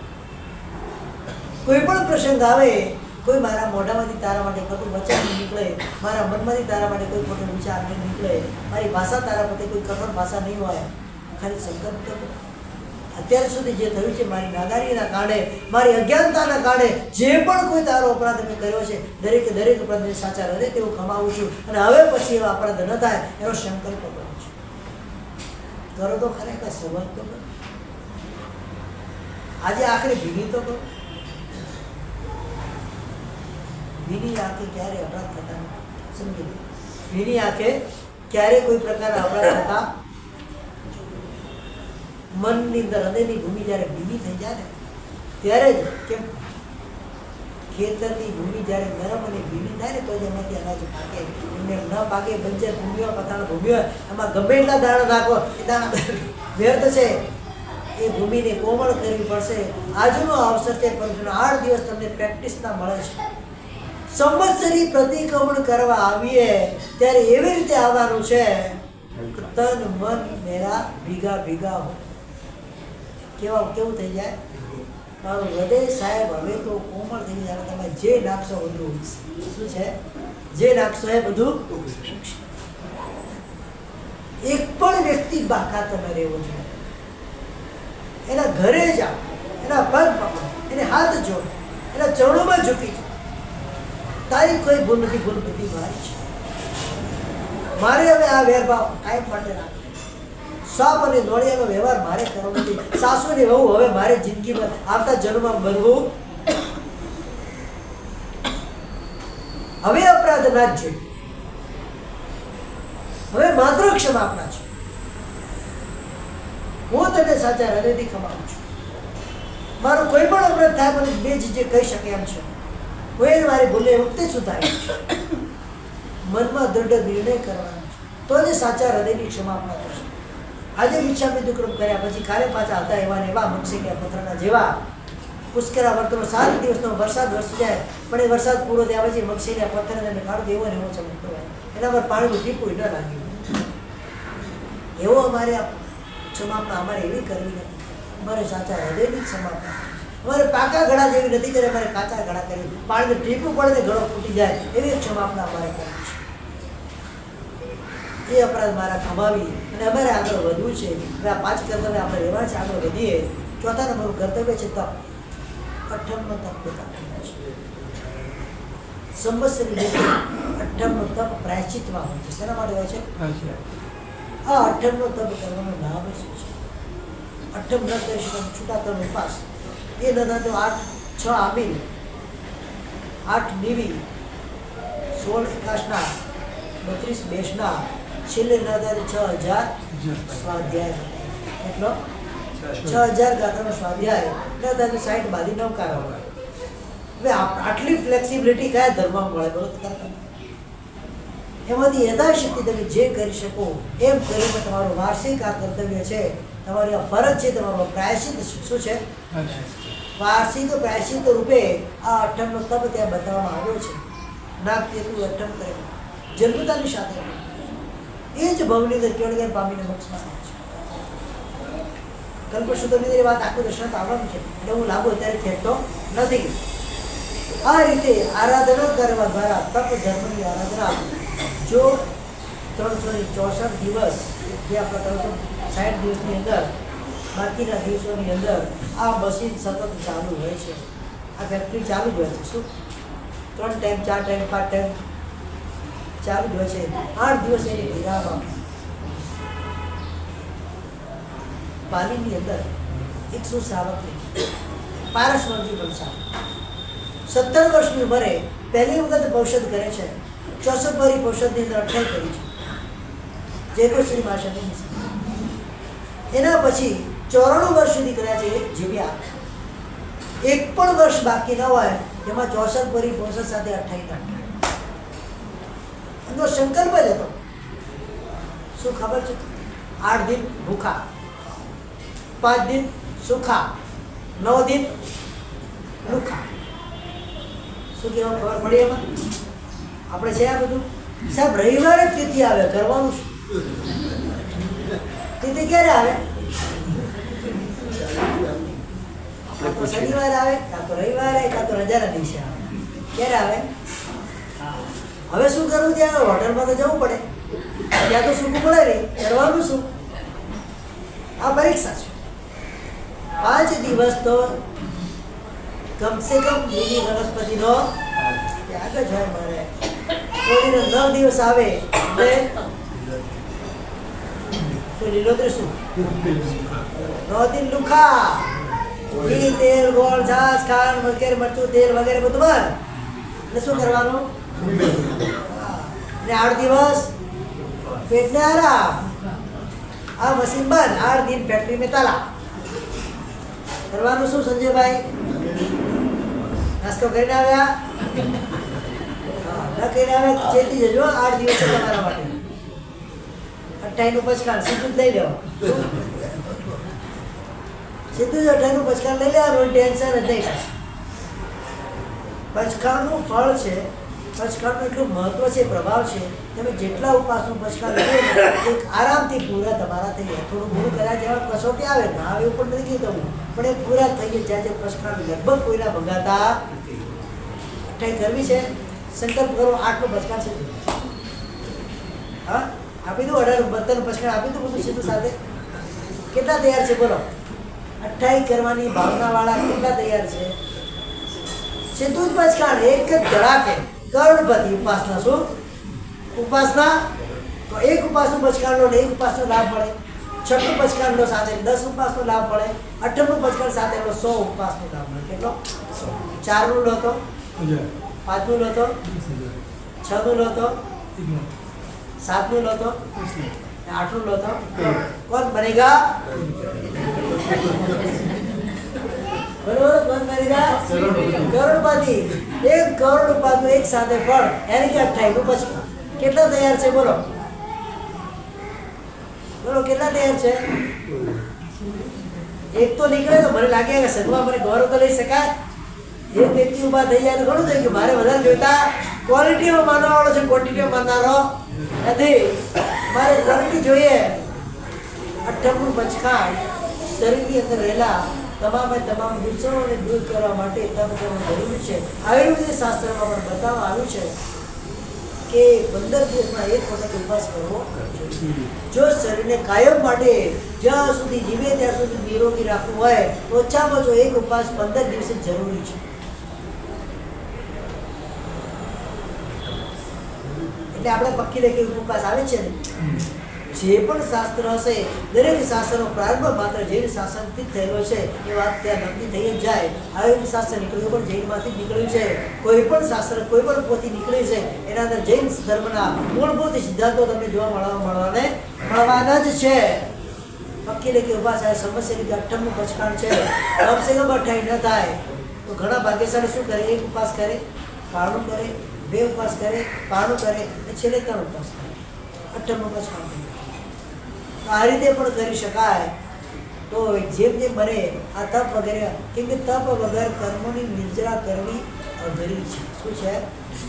શરીરને તપાવ્યા વગર આત્મા તપતો નથી, એનાથી કર્મ કરતા નથી. એટલે તપસા નિર્જરા ચ, જે ઉમાસમાંથી વાચકે તત્વાર્થ સૂત્રમાં બતાવ્યું છે, તપ દ્વારા નિર્જરા થાય છે. કર્મ ખપાવે ચીકડા ભાવ મંગળ તપ ઝાડ 50 લબ્ધિ ઉપજે. નમો નમો તપ જય જય તપ ગુણખાણ. એમાં બતાવવામાં આવ્યું છે કે આ તપ દ્વારા અનેક ભાવના નિકાચિત કર્મો પણ ત્યાં મળીને સાભ થઈ જાય છે. 2 પ્રકારના નિકાચિત કર્મો હોય, દ્રઢ નિકાચિત અને શીતલ નિકાચિત. એમાં દ્રઢ નિકાચિત કર્મ તો અવશ્ય મેં ભોગવવા જ પડે, પણ શીતલ નિકાચિત જે કર્મ હોય એ તપ દ્વારા વાળી શકાય. જેમ કે દઢ પ્રાણી અર્જુન માળી 6 મહિના આક્રોશ અને વધ પરિસર સહન કરતા કરતા બંને જણાએ પોતાના એ ભાવના કરેલા કર્મ અને ભવના કર્મ બાળી 6 મહિનાના અંતરની અંદર માત્ર કેવળજ્ઞાન પામી અને મોક્ષમાં જતા રહ્યા. તપનો આટલો પ્રભાવ છે. 4થા નંબર કર્તવ્ય પૂરું કરી 5મા નંબર તરફ આપણે આગળ વધીએ. ચૈત્ય ચિત્તે ભવ ચૈત્ય, મનમાં જેને લાવી એનાથી ચૈત્ય કહેવાય. ચૈત્યના 2 અર્થ શાસ્ત્રમાં બતાવવામાં આવે છે. ચૈત્ય એટલે ચૈત્ર પરિપાટી નથી, એ તો બોલાવવામાં એવા ગોટા ખાઈ જાય ખબર નથી પડતી. નામ શું છે એનું? ચૈત્ય પરિપાટી. ચૈત્ય એટલે જીન પ્રતિમા અને જીન મંદિર, બંનેને શું કહેવાય છે? ચૈત્ય કહેવાય છે. એટલે ચૈત્યની પરિપાટી એટલે શું? પરિપાટી એટલે શું? जिंदवर चैत्य ज्वारीय गुरु भक्ति विशाल प्राय अष्ट भवांतरे वरीय शिवर मार. પરમાત્માના ચૈત્યને જુહારવા માટે જવાનું છે, ચૈત્યની વંદના માટે જવાનું છે. દેવલોકના દેવો પણ આ અષ્ટાદિકા જે દિવસો હોય એમાં નંદીશ્વર આદિ દીપોની અંદર જઈ અને 28 મહોત્સવ કરતા હોય છે. એ પણ પરમાત્માની ભક્તિમાં ત્યાં લીન થઈ જાય. આટલા બધા પોતાના કાર્યો છોડીને શું કરે?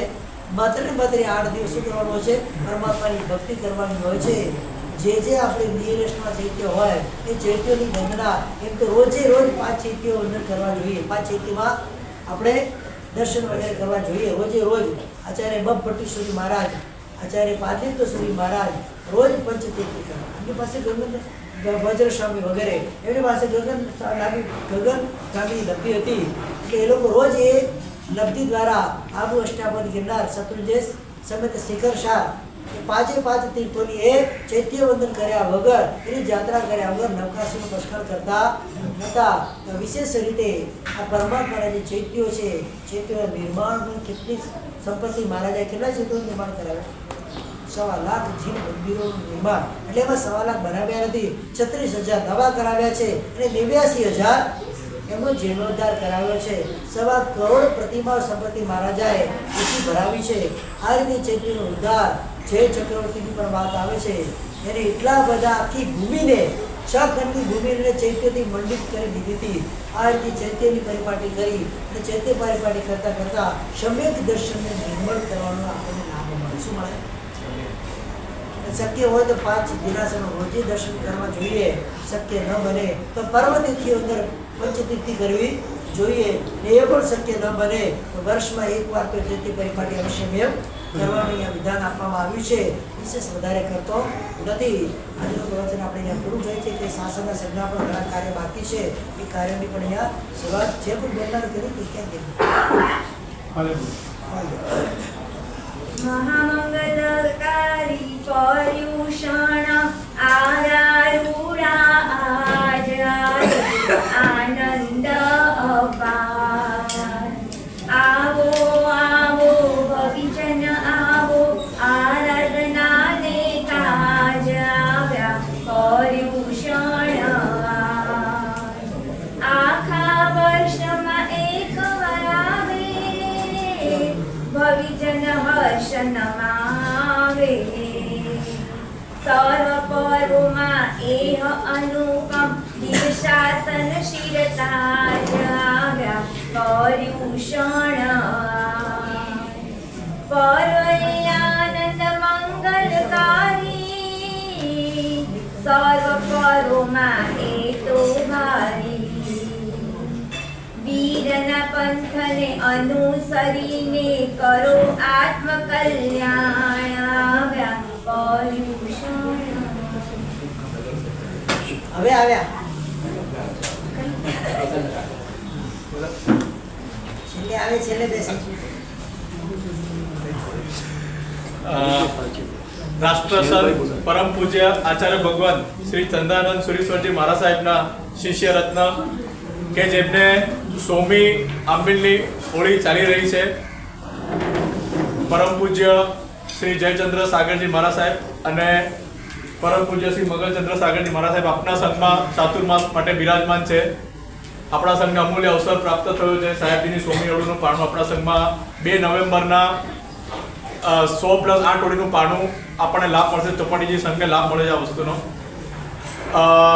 એના માટે આપણે 1,08,000 લાભાર્થી એના ખર્ચ પેટે મહોત્સવ નિમિત્તે આપણે લેવાના છે. તો જેને પણ એમાં લાભ લેવાની ભાવના હોય જણાવજો.